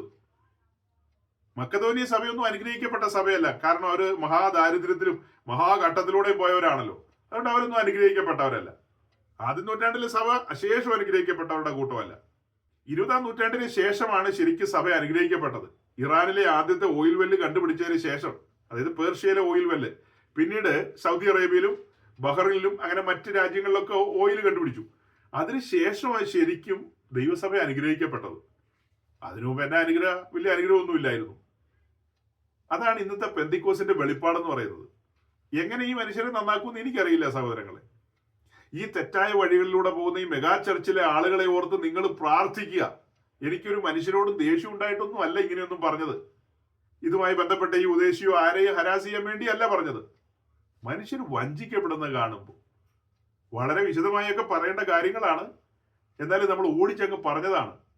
ഇതിനകത്ത് ഏതെങ്കിലും ഭാഗം ക്ലിയർ ആയിട്ടില്ലെങ്കിൽ അങ്ങനെയൊക്കെ ആരെങ്കിലുമൊക്കെ പറയുകയാണെങ്കിൽ നമുക്ക് അതിനെക്കുറിച്ച് തുടർന്നുള്ള ആഴ്ചകളിൽ നമ്മുടെ കർത്താവ് വരാൻ താമസിച്ചാൽ ആ കാര്യം കണ്ടിന്യൂ ചെയ്യാമെന്നുള്ളതാണ് ഞാൻ ആശിക്കുന്നത്. അതുകൊണ്ട് ഈ കേൾക്കപ്പെട്ട കാര്യങ്ങളെക്കുറിച്ച് നിങ്ങൾ കൂടുതൽ ചിന്തിക്കുകയും പഠിക്കുകയും ചെയ്യുക. ഗഹനമായൊരു വിഷയമാണ്. തുടക്കത്തിൽ ഞാൻ പൊതുവായി ഒത്തിരി കാര്യങ്ങൾ പറഞ്ഞെങ്കിലും ഒടുവിലേക്ക് വന്നു കഴിഞ്ഞപ്പോൾ ഇന്ന് നമ്മളുടെ ചുറ്റും നടക്കുന്ന ഈ പ്രധാനപ്പെട്ട പഠനങ്ങളുമായി ബന്ധപ്പെട്ട കാര്യങ്ങൾ വചനത്തിന് നിരക്കുന്നതല്ല എന്നും അനേകർ വഞ്ചിക്കപ്പെട്ടുകൊണ്ടിരിക്കുകയാണെന്നും അവിടെ നമുക്കൊരു ഉത്തരവാദിത്വം ഉണ്ടെന്നും അവരെയൊക്കെ ഓർത്ത് പ്രാർത്ഥിക്കുകയും മധ്യസ്ഥ അണയ്ക്കുകയും ചെയ്യേണ്ട ഉത്തരവാദിത്വം നമ്മുടെ തലമേലുണ്ടെന്നുള്ള ഓർമ്മപ്പെടുത്തലുമായിട്ടാണ് ഇന്ന് നമ്മൾ പിരിയാൻ പോകുന്നത്. ഈ കേൾക്കപ്പെട്ട വചനങ്ങൾ ഹൃദയത്തിൽ സംഗ്രഹിച്ചുകൊണ്ട് നമുക്ക് സന്തോഷത്തോടെ പിരിയാം. ദൈവം നിങ്ങളെ അനുഗ്രഹിക്കട്ടെ.